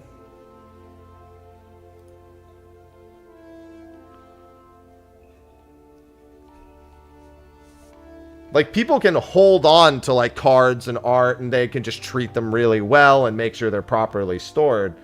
And that might, at some time, they might be able to turn around and just, like, sell it. When maybe they're not interested in it anymore. So there's, like, not a lower risk of, like, a hobby. But it's, like, the hobby that at some point could give back.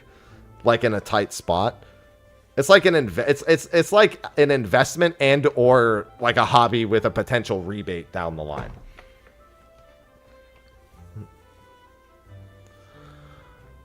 If that makes sense. Yeah, maybe I should be looking at S ranks instead of, Oh, Atticus spawned? I'm on Gilgamesh. How did I not know that?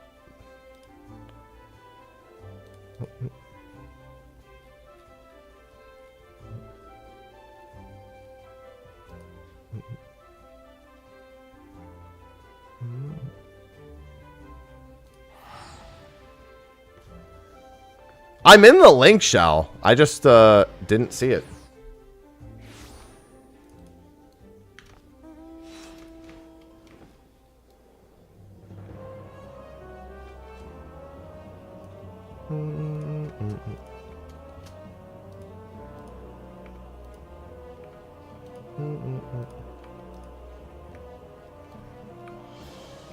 Just been chatting and chilling. Hey, what's going on, Dante? But I don't know. I feel like that's helped a lot of TCGs that aren't the big TCGs. And I think that's why Riot wants in on the TCG hype as well instead of the digital card game hype. They see how much people, like, perceive the potential value of it.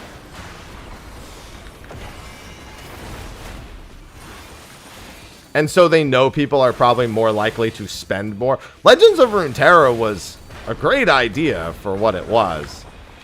But it was also too, I guess I'll call it too fair to succeed long term. Because the whole point of Legends of Runeterra is like, oh, here's the digital card game where, you know, you're not going to get fucked nearly as hard trying to, like, put your decks together. And realistically, that's just not how you make money. That's all it really comes down to. Hello, Astrogor.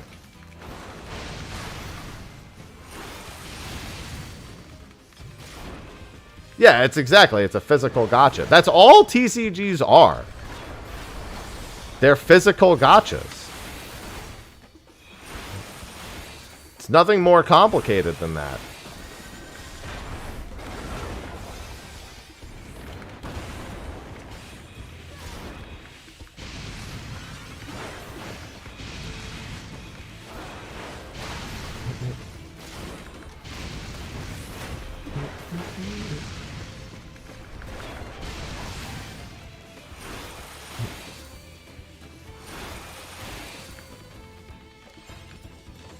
Hey, double S rank. The onions. I don't even know where the onions are in this zone. But while it already hurts from this conversation. Yeah, I have an easier time having these conversations because I am very much capable of not spending money.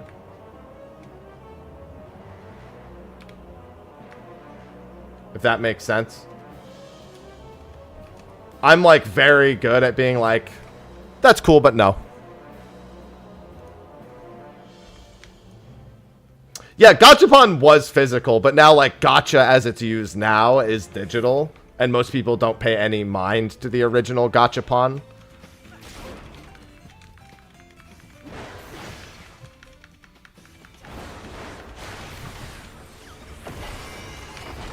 Effectively, digital Gachapon has taken over kind of the majority of the perception of it because it's so much easier for it to be accessed. Like a physical Gachapon means you have to go someplace. All the digital ones are at home, so they pretty much... Oh god, no. Towley does baseball cards, I think. That man, he does some nutsos things.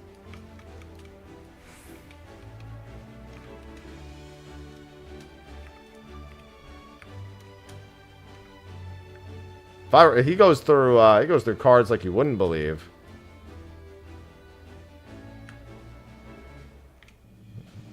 I don't even remember where this thing actually is.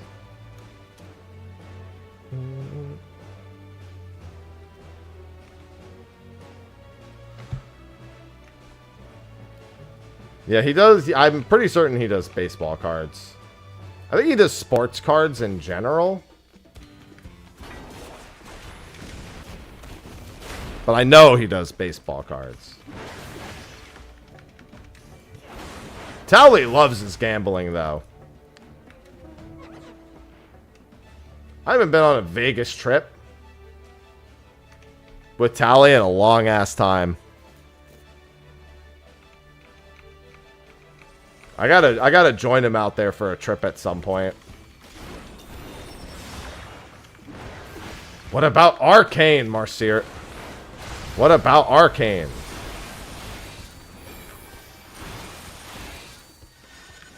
What doesn't Towley do? True.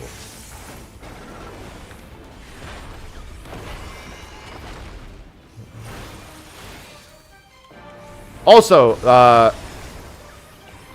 I would highly recommend playing through the Ruined King. Ruined King is very good.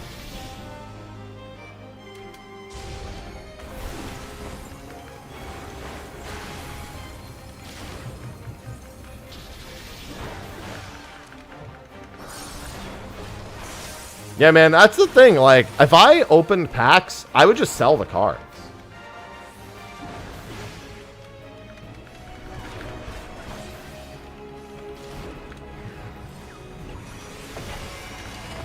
I can't imagine me holding on to it. Just play TCG. Dude, honestly, I should just play TCG Shop Sim at this point.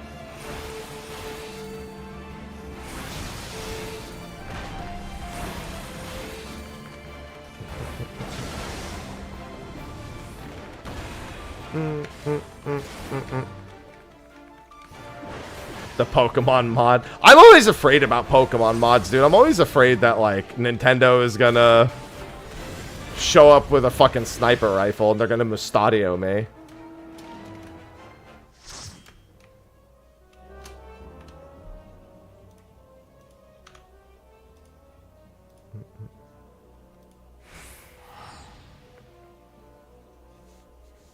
Like, stay away!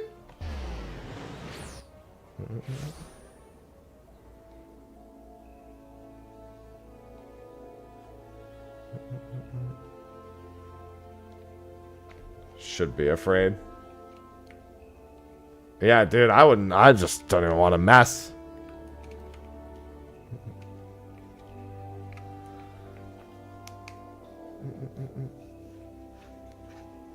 I just don't even want to mess. I will stay away from the mess. Oh, I'm probably moving back to LA this year. Maybe I start my card collection then. I'm going to be getting rid of, like, most of my belongings when I move to LA.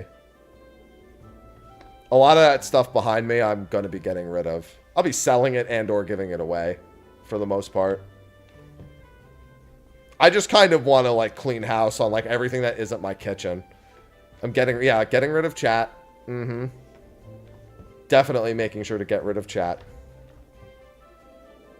You know what I kind of want to do? You know what would be both a great idea and a terrible idea? To get a projector screen behind me that just projects chat.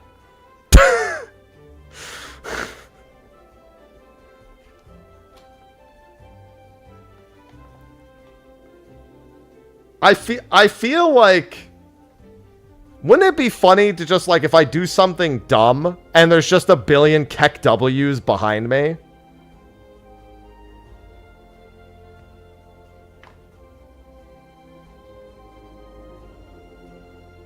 Like, just imagine the level of mocking emote use that could happen literally behind my back.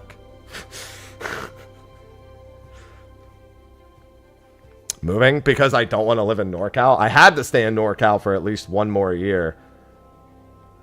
Depending on how much it'll cost, I might break my lease later this year.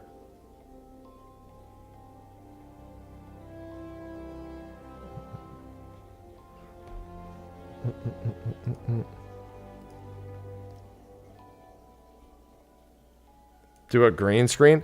I mean, sort of, but, like, I just imagine it being way funnier to have the projector. Like, literally, like, in full view right here, a projector that just has chat.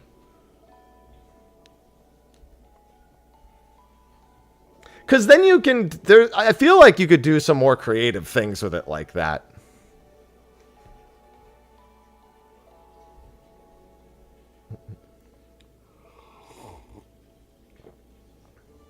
To just have, like, a giant thing projecting your chat in the back.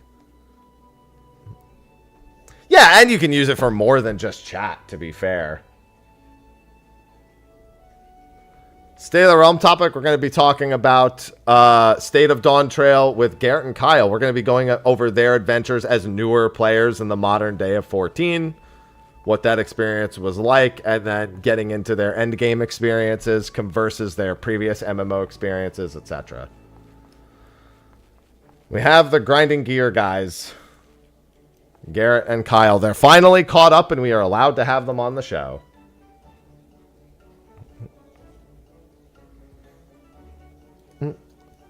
We were waiting for them to get caught up, and now they are caught up. So...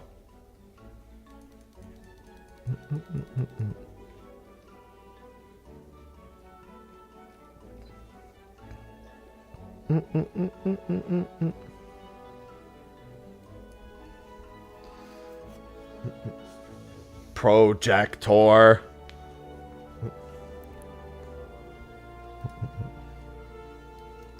Yeah, I'm keeping my eye on the hunt stuff for the time being. Yeah, so yeah, there's that. That's a fun thing, but, like, yep, it went very quickly, Veiltus. Went quickly in the other direction, but it still went quickly.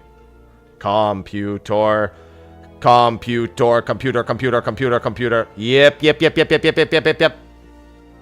Button. Yep. Yeah, it might be, may or may not be wiser for me to move into Orange County, but I'm not sure. Sarg train. Oh, did you look at that? I don't want DT trains. They're doing all nut trains. I need Stormblood or below. The only thing I'll go to any S rank, but I'm not gonna go to. Oh, speaking of which, I totally forgot. I need to do this.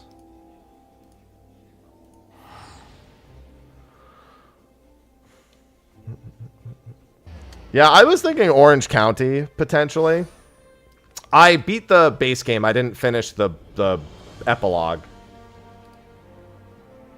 that I didn't know existed. Why am I going to the firmament? I did not mean to click that.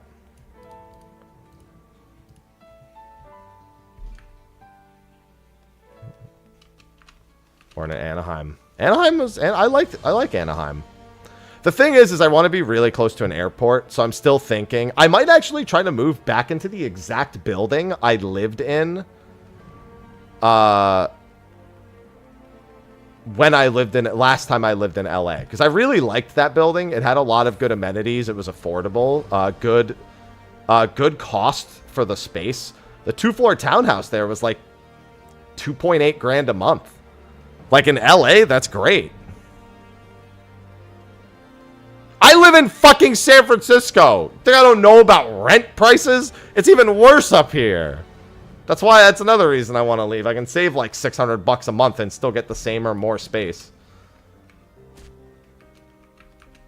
Is the building still there? Yeah, it's also nowhere near any of the fires. It was a concrete jungle area.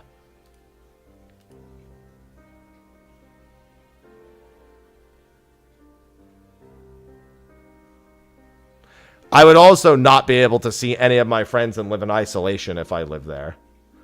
John Wayne. Oh, God. I don't want to go to John Wayne Airport if I can avoid it, man. I fucking hate John Wayne. I don't know if the guy is an asshole, but I hate his airport.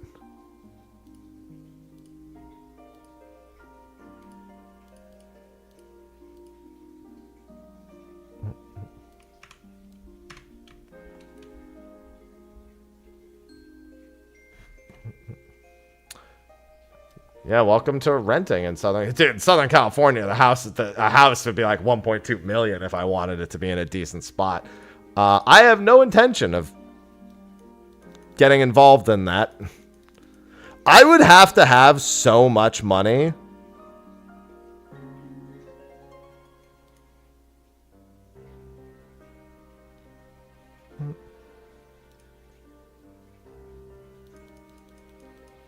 If I was gonna, because I would want to basically almost pay off the house when I would almost want to purchase the house. Yeah, that's true. The OC does have the Amtrak station, which is why San Diego was a considerance, because the Amtrak train is only a few hours from San Diego to LA. But the OC has the same train, and it's just closer. What? Space? What? Yeah, it literally is on that same track. Silicon? No, I don't want to. Why would? What? That's like the opposite.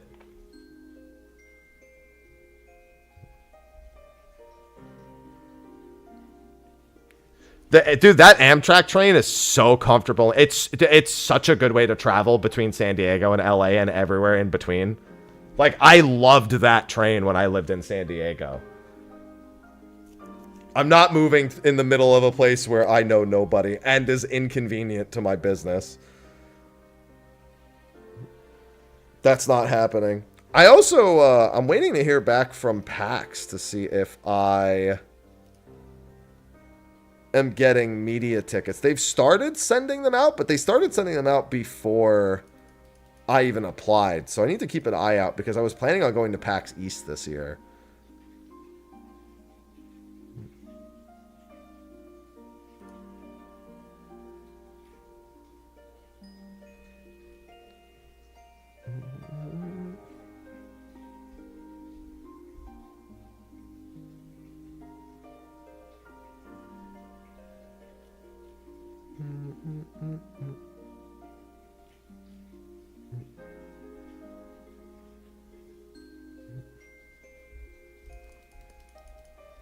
Well, no, it has nothing to do with GA. I don't know anyone out there. And it hurts my business being so far away from all the events. I said it hurts my business. No, I was just talking about moving. Because I'm almost certainly moving this year.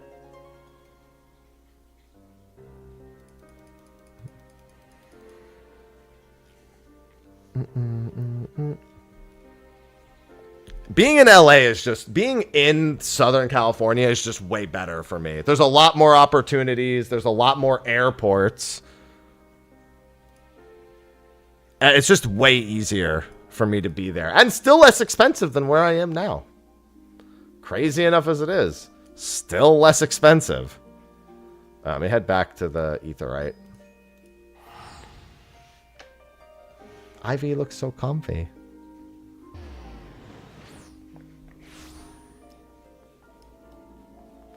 I mean, yeah, but again, Jenna, I live in San Francisco right now. It's not gonna get worse. It's gonna get better.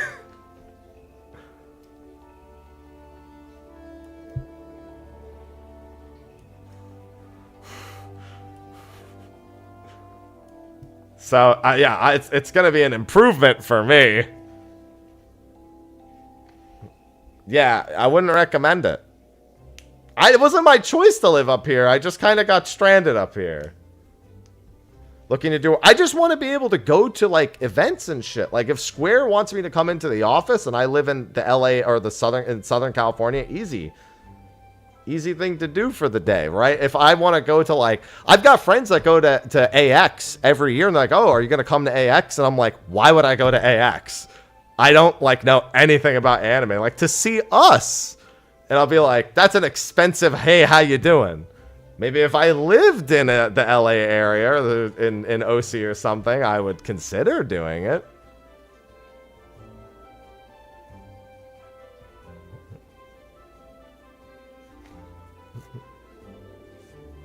It's like, I'm not just gonna go to AX. I'm not gonna, like, spend, like, $1.5 grand just to go to AX when I don't have anything to do at AX. I lived in New Jersey until 2017.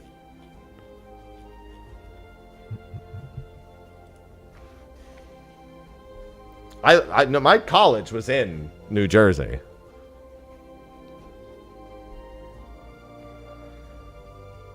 Become VTuber.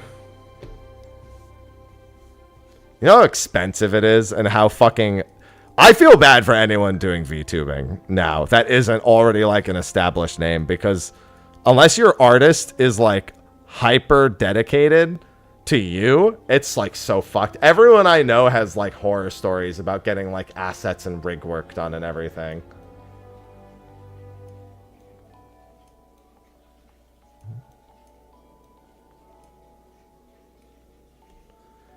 Spend $1,500 to say hi to the homies? No.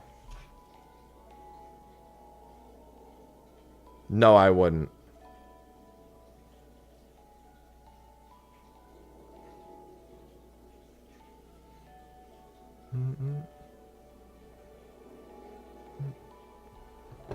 Accommodate to the weather. Weather isn't really that much different. New Jersey, my summers are 110 degrees with humidity sometimes. And my winters are like 0 degrees and dry as fuck. New Jersey literally gets both extremes without going all the way to... It's not like fucking Canada going like negative whatever with a wind chill. Or before wind chill. And it's not like Vegas going to like 123. But it gets pretty much the same in both categories. It goes all the way. Get rain, thunderstorms, snowstorms, ice storms... hurricanes. The only thing it didn't get is earthquakes, and I haven't even experienced an earthquake in the last 7, almost 8 years. Actually, 8 years this month I've lived in California. Hey, listen, that IKEA desk is great, Keen.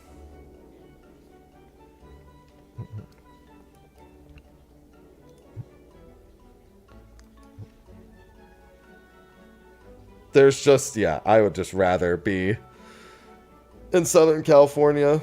But I'm probably going to, like, strip myself of most of my non-essential belongings on the way down there.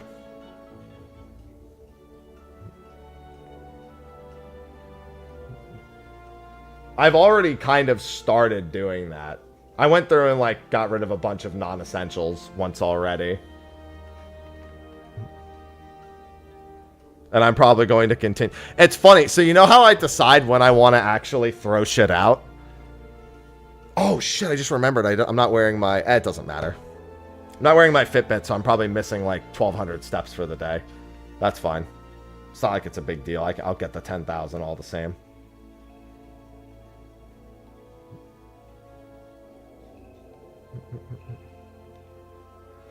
But what's it called? Yeah, when I need steps, my trash room is like 300 steps away from my apartment. So it's like 600 steps there and back. So whenever I need steps for the day, I'm like, guess I'll just throw some shit out. Yeah, I can promise you the couch is not coming with me. The bed's coming with me because the bed's expensive as fuck. The couch is not coming with me. All of Ivy's, all the towers are actually not coming with me either. All of her towers aren't coming with me. I'm buying her new ones when I get to the new place. Wherever that may be and whenever that may be. So none of her towers are going to come with me. The couch isn't going to come with me. Brand bed, it's a fucking Tempur-Pedic. It's coming with me. Ain't no way it's not. Chaos, chaos, chaos, chaos, chaos, chaos, chaos, chaos. Paul Jacques Klein just subscribed with Prime. Paul, thank you for the Prime sub. I love Prime. Remember, guys, top of the hour is the Microsoft Direct, which is going to have some fun stuff.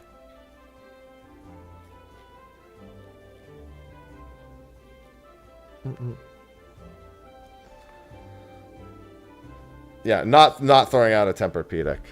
Good morning, Tonk.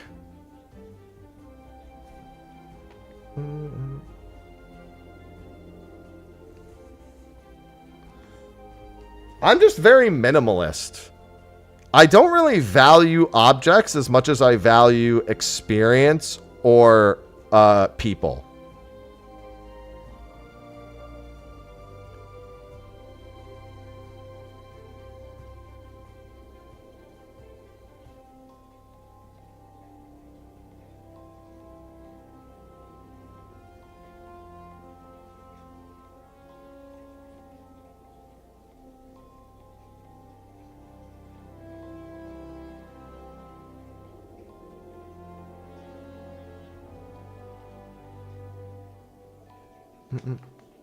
We have Stay in the Realm today.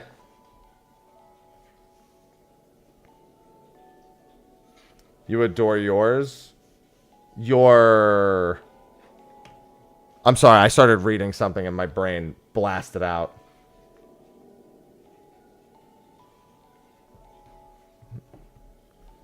No, Ivy's mine. Oh, yeah, and I need a place with a nearby gym. I know that building has a gym nearby also. The one that I used to live in. I know they have one. Oh, you have a Tempur-Pedic as well. Yeah, no, it's no way I would get rid of that. It's way, way too good. And I need that after a long day at the gym. Especially right now, because right now I'm on like a mega like fit kick. No, she's mine. She's mine. Ugh.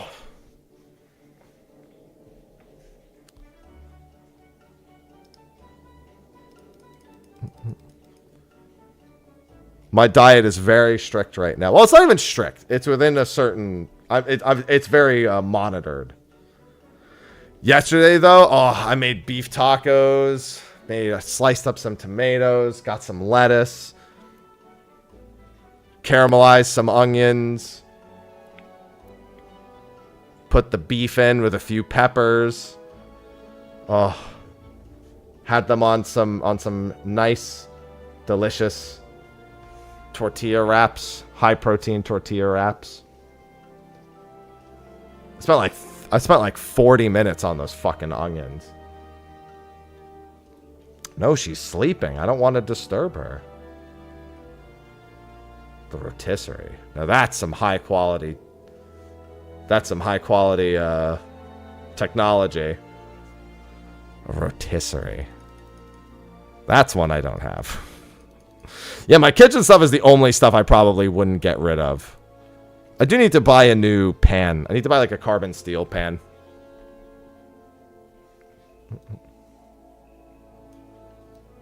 I need a handful of new things for the kitchen. With how often I cook. It needs to happen. Nope. Cat's mine.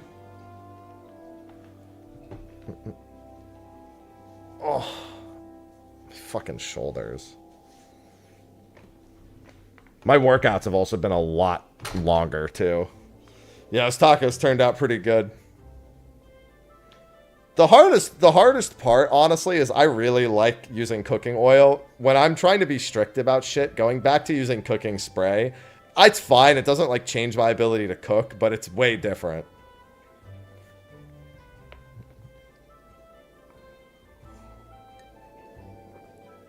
I pretty much the only time I really use oil is when I make rice. I usually put a tablespoon of sesame oil on the top. Oh, soft shell. Hard shell tacos are a waste of time.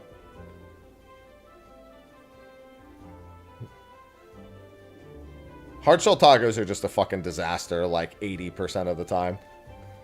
I'm not willing to put the fucking effort in. Either you don't eat them fast enough and the bottoms fucking give out unless you want to double wrap them. At which point I'm eating 2 different shells at once, so that's not good for my macros.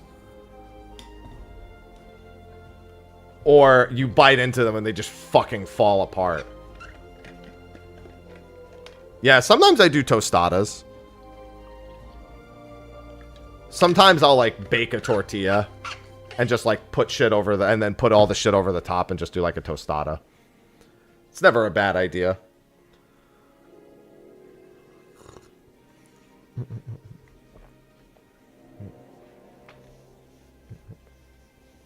Yeah, there's also the thought of getting a second cat. Wherever I move, I probably want them to have a 2-pet policy.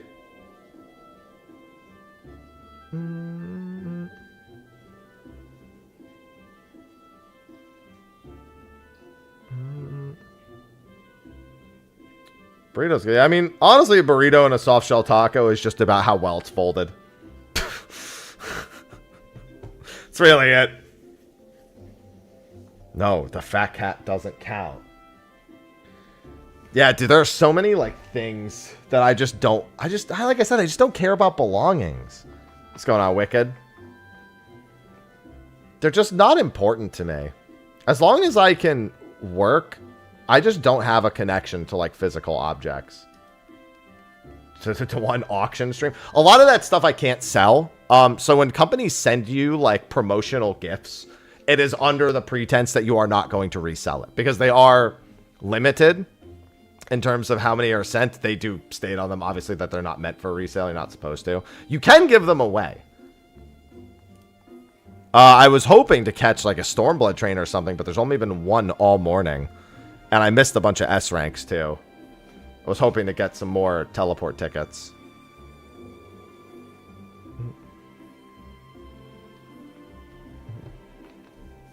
A digital nomad. Yeah, it just doesn't. I don't think I could do that. I like the stability of a location. I just don't need that location to be, like,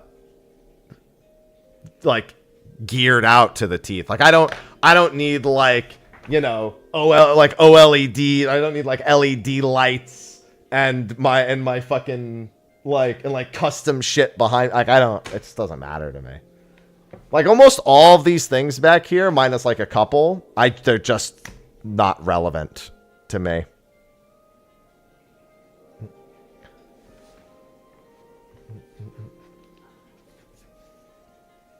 Hi. I probably need to check to see if I need an updated laptop also for traveling this year.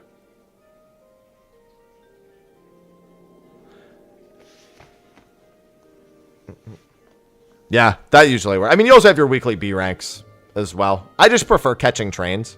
Trains are S ranks, ideally. Generally speaking, a train is me teleporting to the train location, somebody else in my party teleporting. Ivy, no desk. Somebody else in my party teleporting to all of the other locations, and then me not spending any teleports. Ivy.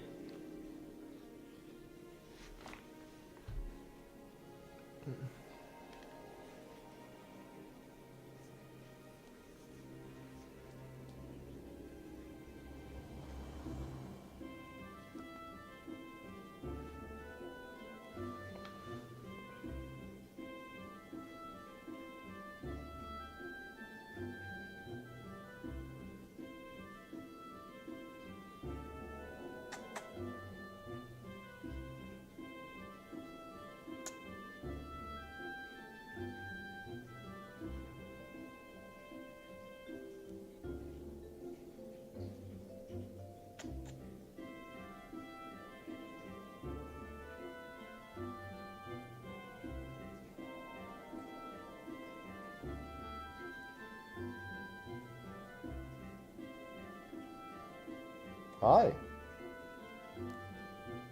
You see your food, don't you? You want the food, don't you? I see you looking at it. You might as well go. I see you staring at your food. Where are you looking now? Are you just confused?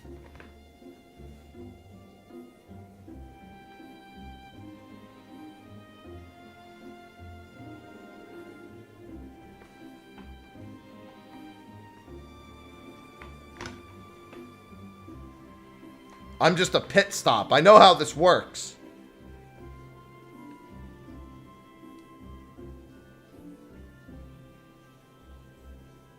Hi.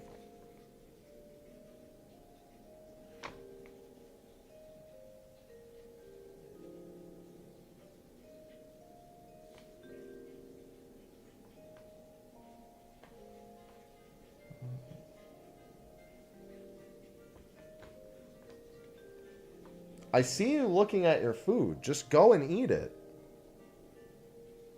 Why are you fighting the inevitable? I see you thinking about it. Just go.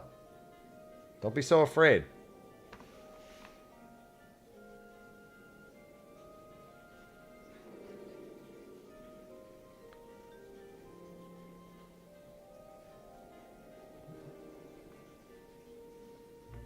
Pets first. That's actually what she's doing. Her tummy is not full. Ivy, come on. You whine at me for your food. All the time because I'm making you eat less now.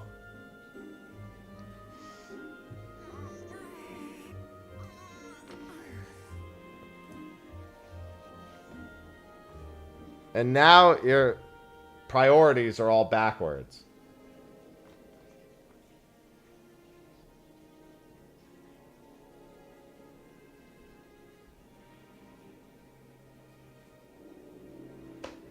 There you go.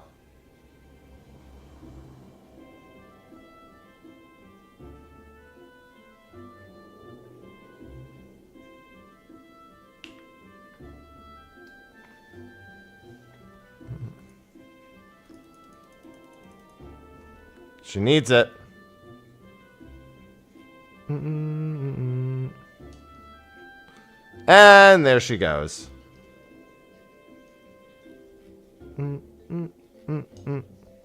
Now she's chomping. Alright, still no hunt stuff. No hunt stuff popping up. Man, I wanted more hunts. God, but Jared's doing a leg workout right now. I don't want to think about doing legs right now. I'm going to be squatting 3 plates next month.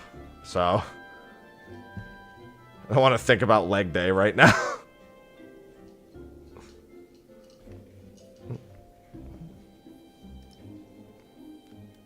I gotta get that booty.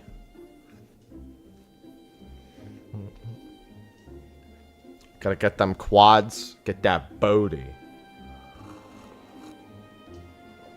When I do preacher curls, I stand on like the little elevated platform that's on our curl thing because it's just a little, the thing as a whole is a little too tall.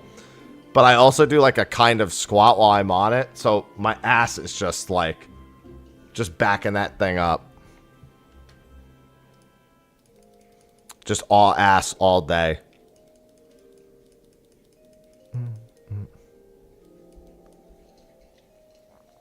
Yeah, by March I want my my 3 lift average to be 1,000. After 1,000, I don't really care. I don't really need to get any stronger after that. I'll be at the 10 to 12 rep range for a while. Once that's all done.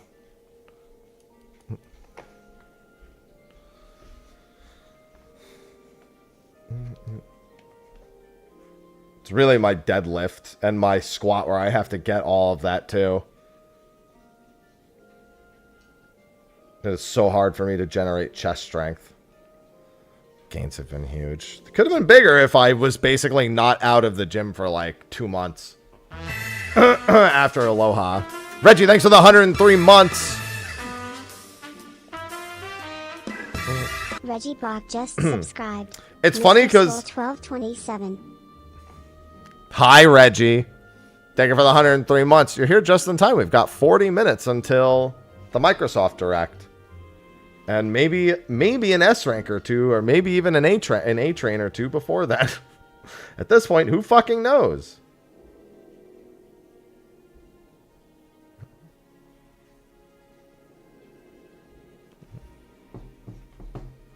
A 1K leg press? Leg press, so general rule of thumb, because the leg press is actually really easy to do a lot of weight. As long as it's not a vertical leg press, because the vertical leg press is awful. You generally want to be able to leg press about twice of whatever you're doing for your deadlift. Wrong, Reggie. Dude, I remember I was doing a set of 8 to 10 at 900 on the leg press. And there's this older gentleman who saw me after I was done, and he was just like, "Hey, you're gonna pick up the whole gym with those legs." Chaos, and I was like, chaos. "No, it's not that impressive, I swear." 8X Rosa gifted a tier 1 subscription. To Soup. Thank you for the gifted sub. I love gifted subs. Yeah, mine's really more of a commercial gym. It's like a small commercial gym. So there's a lot of like average gym goers there. There's not like there's a couple of like big dudes. But for the most part, it's like average gym goer. He just saw me doing 900 pounds, and he's just like, "Oh, the strange comment."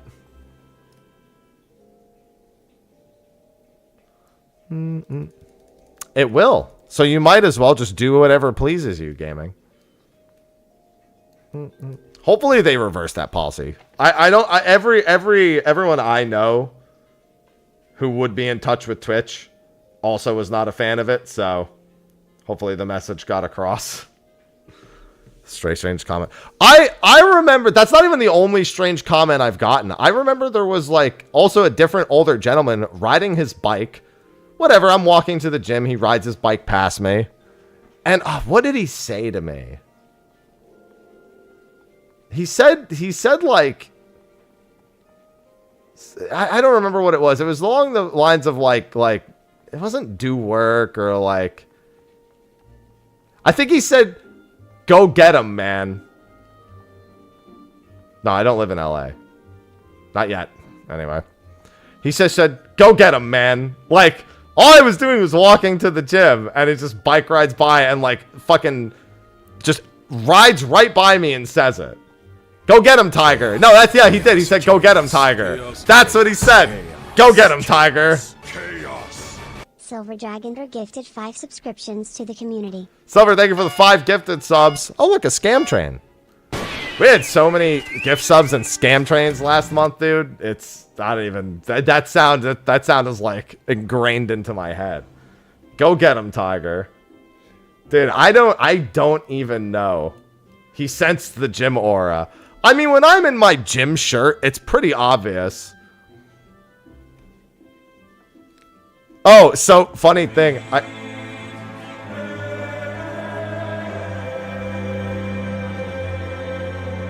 Avalia just cheered 200 bits. Oh, whoa. Cloud, thanks for the 44 months. Cloud RDS just subscribed. So Scam train. Scam train. So I bought orange sweatpants and a blue athletic shirt, and I'm just gonna have my Goku fit at the gym. I'm just gonna see if anyone notices I've got a Goku fit at the gym. Time, thanks for the 41 months. That's also what I think of, Nem. I'm just gonna start showing up to the gym dressed as like random Dragon Ball Z characters to see if people notices. To see if anyone notices. If I don't have the wig, my hair's probably long enough that if I cemented it, I could probably make Goku hair. Queen_Kasha_83 just subscribed with Prime. Thank you for the 23 months.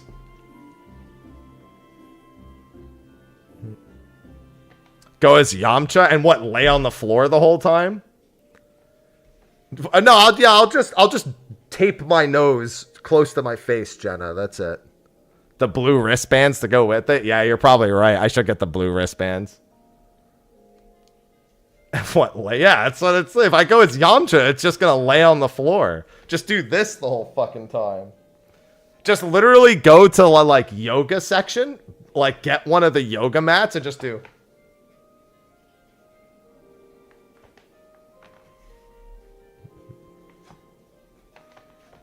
That's it. What workout are you doing today? The Yamcha. What's that? Rest day. Forever.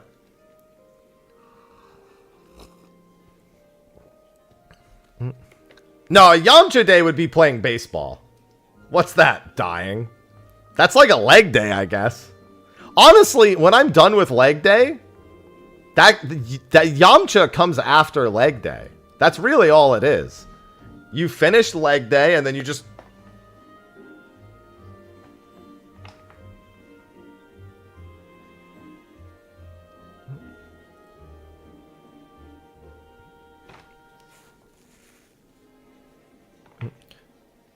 So you're right, I do need the blue wristbands here. Let's see. The problem is, what do I work at? So, I have... Oh, no, you know what? No, they're black. I was gonna say, my wrist wraps for chest day, those are black. They aren't blue. Thank you for the 122 months, Graham. Ah, the scam train.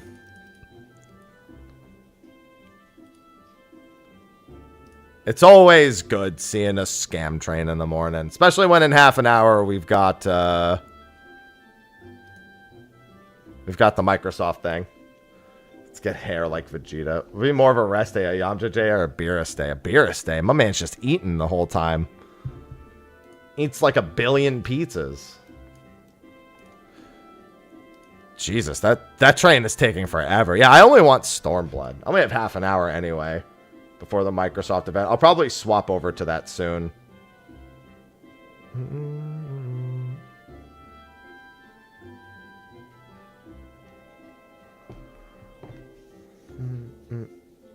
Yeah, I figured it was probably going to be a small train other than the DT train.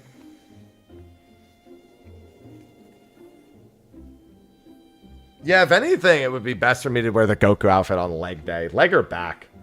Because on... Well, no, actually, chest day would be probably the best day for it.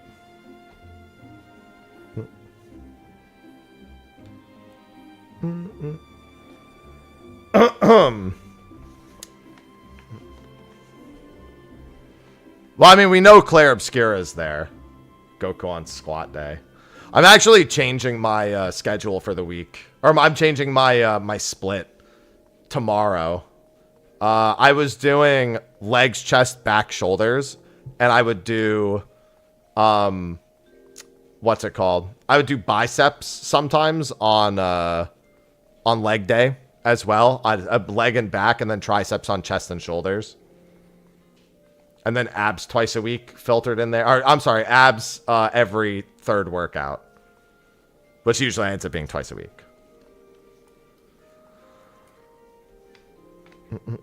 But now I'm doing back, chest, leg, shoulders. Andrew, look at that. As soon as I looked away from it, too. Let me guess, 50 plus? Bro, people are vicious about this.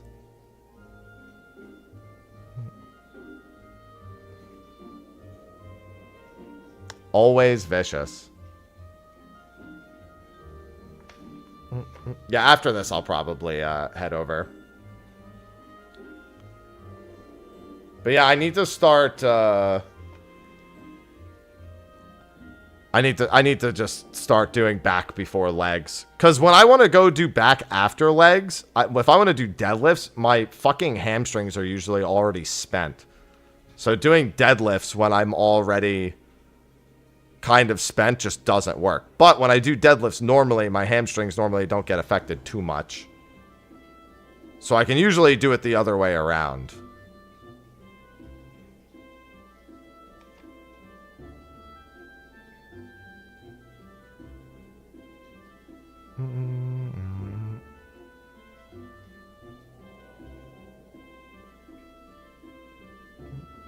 Made me hit the gym so hard.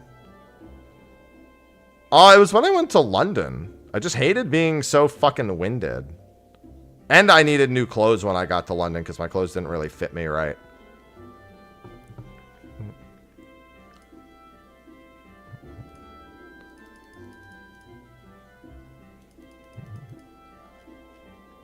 But this year I'm going to be traveling a lot more.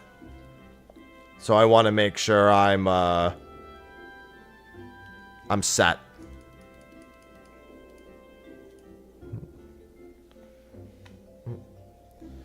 Yeah, right now the plan is PAX East and West this year. Which, if I'm going to East, I really need to like decide if I'm buying tickets or if I'm going to keep waiting on the creator badge. I need to make that decision soon. Because I need to set up like hotel and everything. I don't know. I doubt I'm going for all 4 days. I'll probably go for 3 days. Probably go like Thursday, Friday, Saturday. I think it's, yeah, Thursday, Friday, Saturday, Sunday for PAX East. Oh yeah, I'm nowhere near the fires. I'm in San Francisco. This is here. I'm in Tibet. Not in Tele. Toy. Oh, it's already pulled.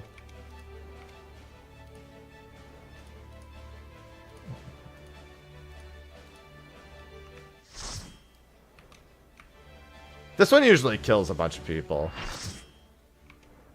Well, that's a bit much, but as long as they're healthy, that's all that matters.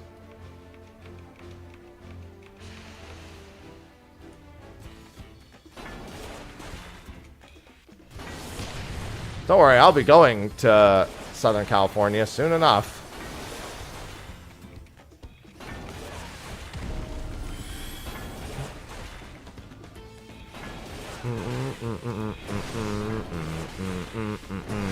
Bam, bam, bam, bam, bam, bam, bam.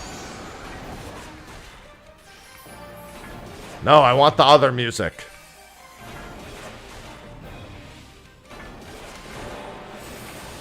Alright, see ya.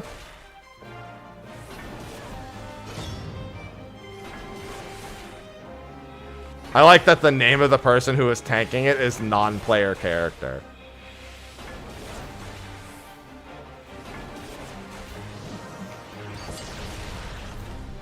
Another double S? Jesus, that's my second one today.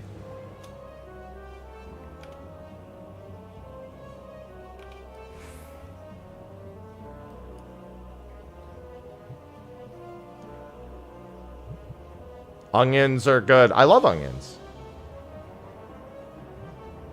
I'm just here for the kill credit. I'm not even here for anything else. I'm only here for the kill credit.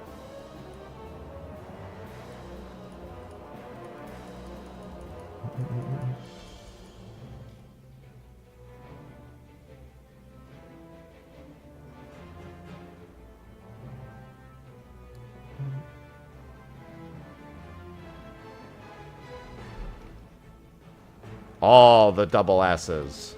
Where's the one that's up here? I think it's over here.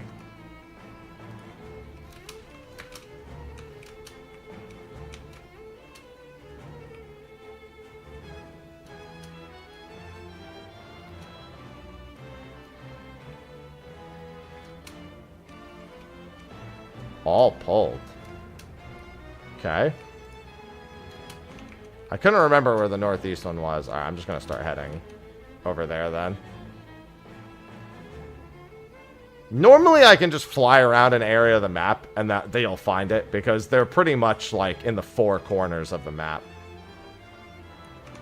Oh, you know what? Actually, I just realized this has them, doesn't it? Yeah, it does. It's right over here. It's where this person was. I think it's dead already. It's right here. Yeah. Yeah, this one's dead. A few people flying away from it now. I thought it was actually up in the woods. However, I remember approximately where the double S is. Yep. Always see people sitting on top of the rock. Wow, it's not pulled? Well, now it is. I was shocked.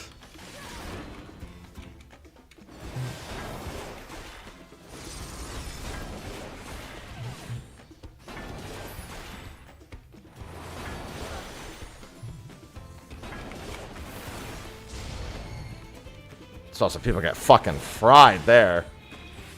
Bam, bam, bam, bam, bam, bam, bam, bam, bam.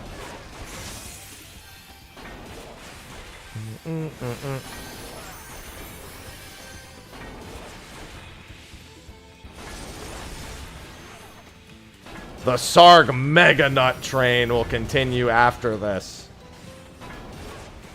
Good old Mega Nut.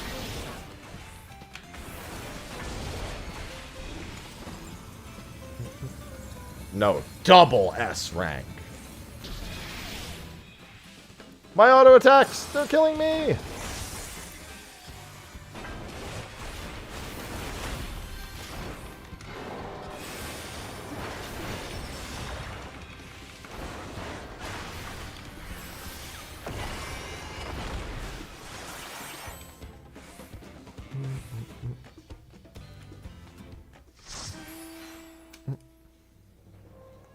And then there's another DT train. Alright. Time for the Microsoft thing. Let's head back to Gilgamesh. Mega Nut. No, he'd have to be called Mega Nut Man.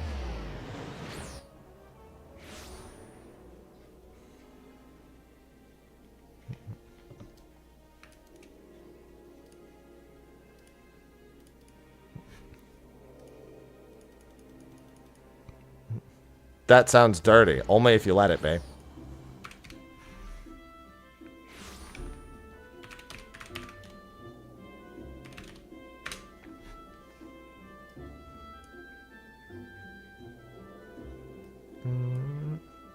It's fine. I don't have time for it.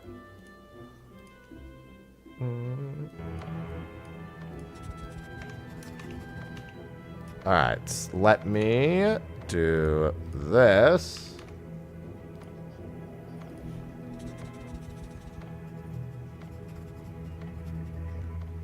And then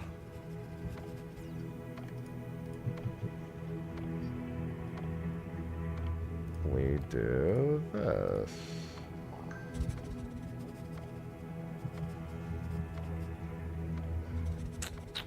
Where is... There it is.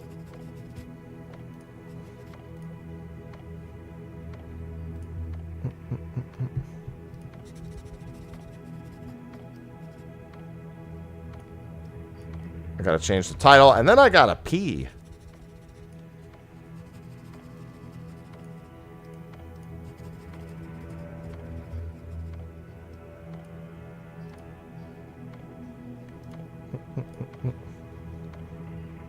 Alright, let me get all my titles updated.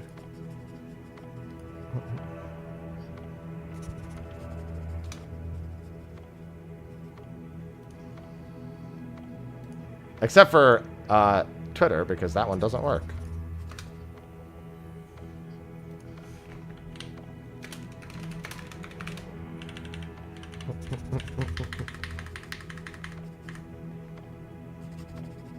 And special events. Alright, we're gonna watch this. This is starting in, I mean, you can see when it's starting in. Big thing we're looking at here is Clair Obscure. It's a pretty good looking RPG.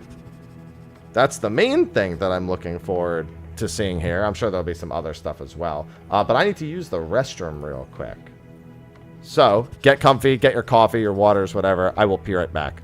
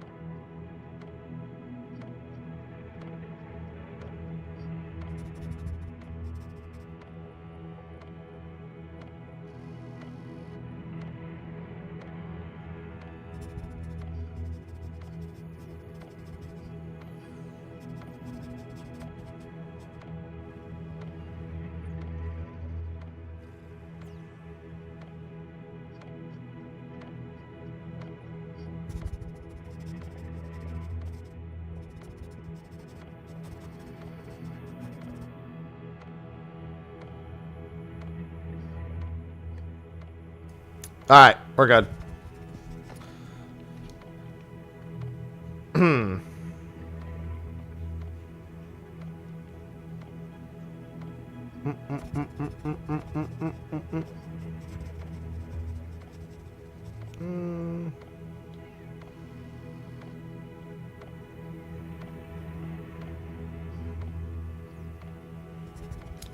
Hi, Ivy. She followed me in to watch me pee.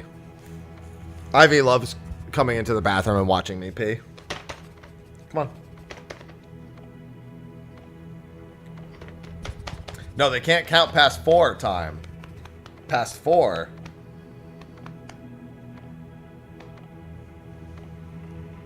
Ivy.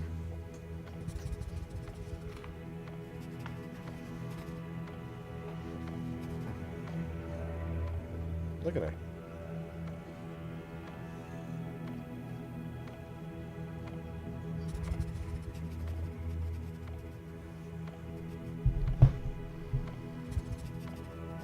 See, cat.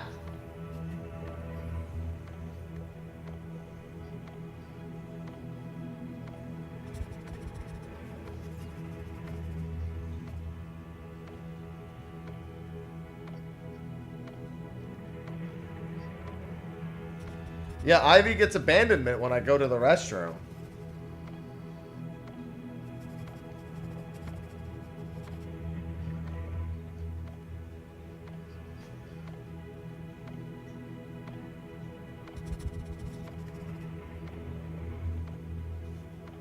So she comes and watches me pees. She watches me pee. No closed doors. Yeah, no, she'll lose her mind if I close the door. Hi.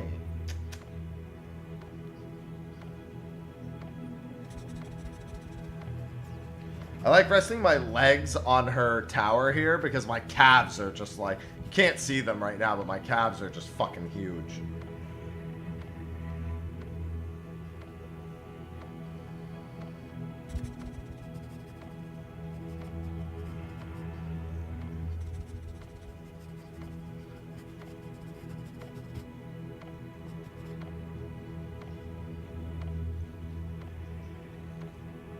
I do like 8 sets of calves a week, and it pays dividends.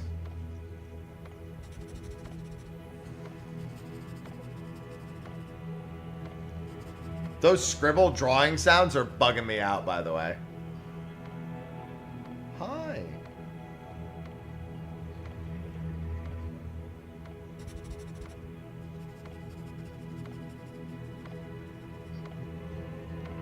She is drooling all over this arm. Hi.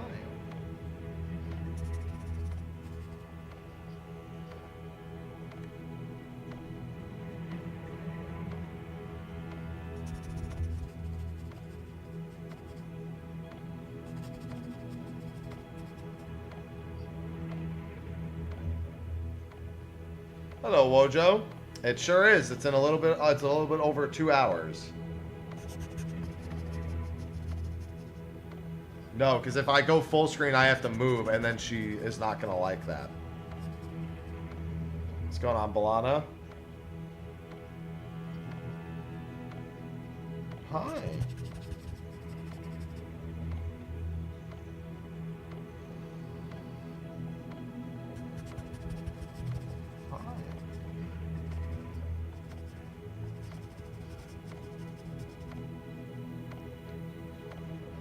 She's enjoying being all scrunched up.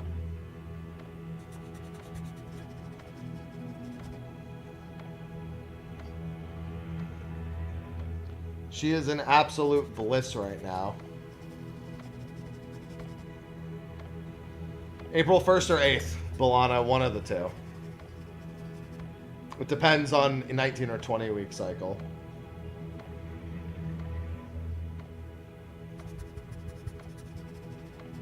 She's hiding her face in my arm until I start talking.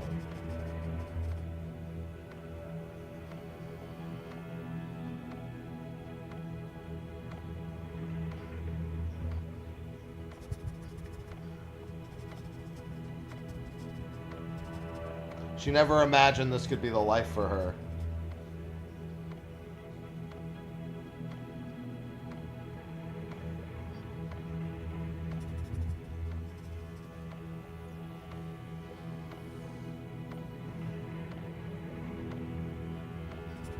Hi. She really likes this angle. Alright, she might have had enough time, though.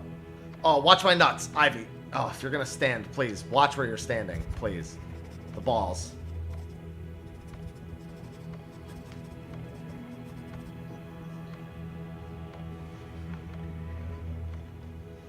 No problem, Chaz. Oh. Just gotta always look out for the McNuggets. There we go. Gotta always protect the McNuggets. Good morning, Alice.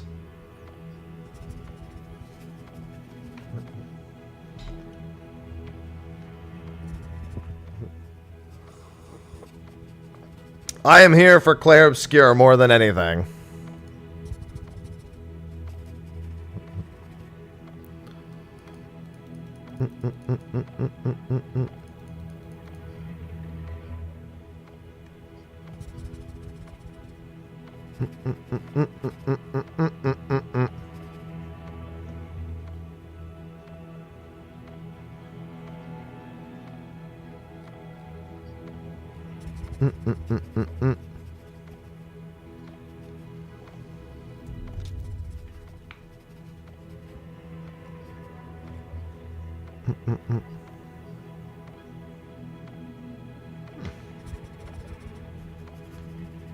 I honestly don't even, it's not even about forgot. I bet most people didn't even know in the first place. Be like, oh, they're doing something? It's kind of just like an out, it's not really out of nowhere so much as it's just like, it's such a weird time to do it. Like we're at like a time where no one's really thinking about a direct. Everyone's just waiting for Monster Hunter and that's it. Good morning, Kellereth. Husky destroys the McNuggets. Have to watch out. You have to always protect the McNuggets.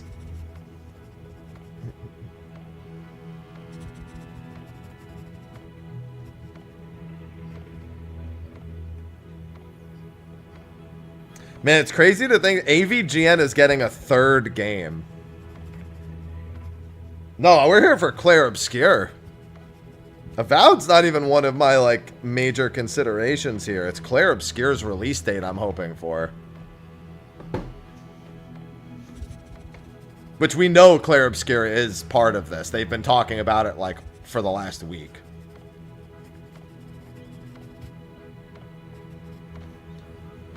Yeah, dude, I can't believe Angry Video Game Nerd is getting a third game. It was crazy when he got the first game. It was a really good game. And then he got the second one. I was like, damn, didn't see that coming. And then a third game now.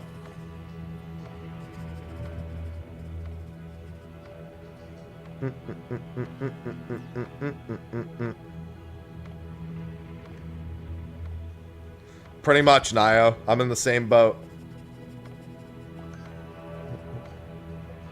Same heckin' boat.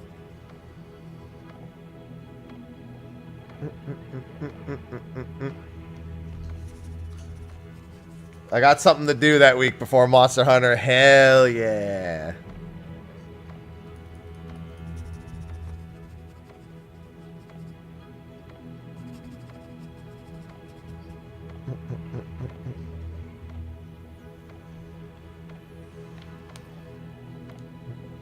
The Switch 2 Direct, please don't spend more than 5 minutes talking about the console itself. I just care about the games. Like, it's not going to be impressive technologically. Just focus on the shit that I need it for.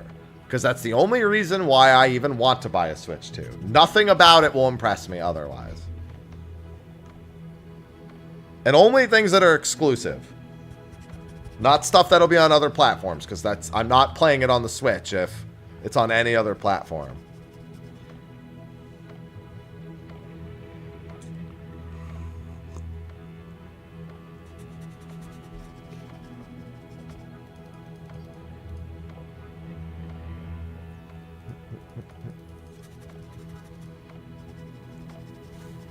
No, I don't. Nintendo sees the Can It Run Crisis challenge and goes, let's make sure to never achieve that.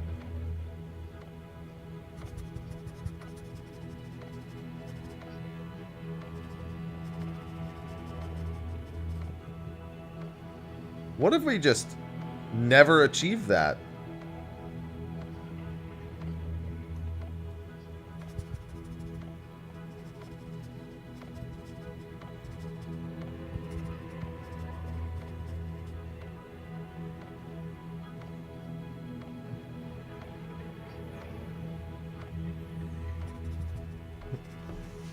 Can it run Scarlet and Violet? God damn it, dude. Oh. I hate that statement. Can it run Scarlet and Violet? Oh.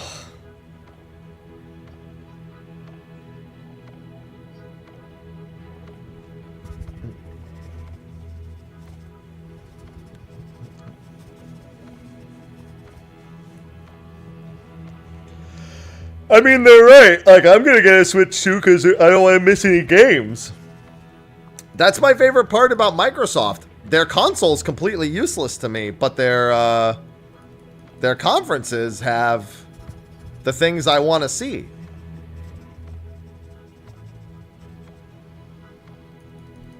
It's perfect.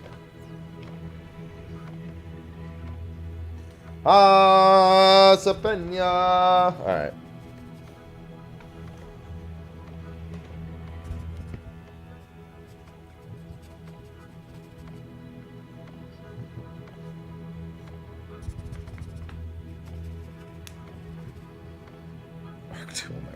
I actually found an old Ark jacket that I got from years ago that I loved.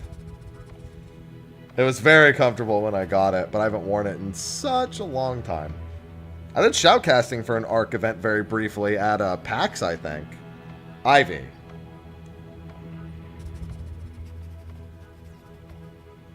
Jesus Christ.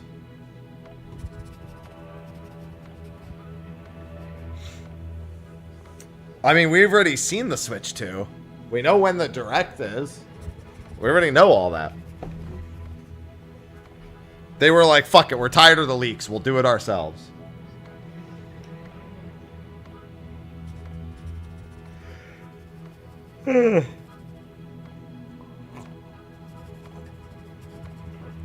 Ivy, chill.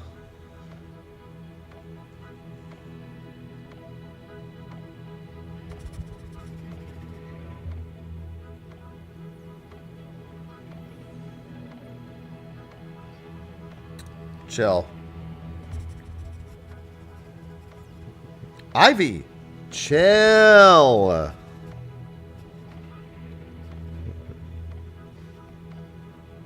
Yeah, we pretty much know everything about the Switch 2 already.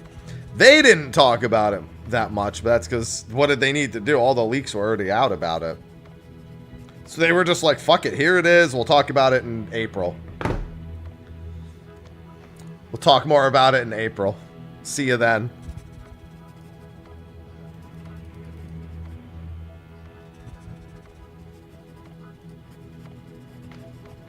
Yeah, Ivy's just really excited for this Direct. I'm still yawning. Just staring at numbers go down.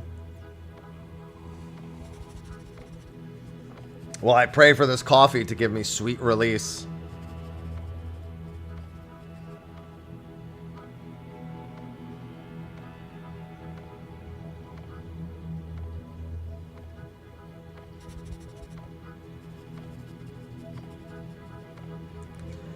Le Doom.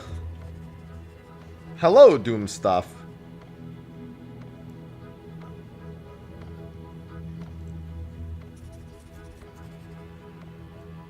Ugh.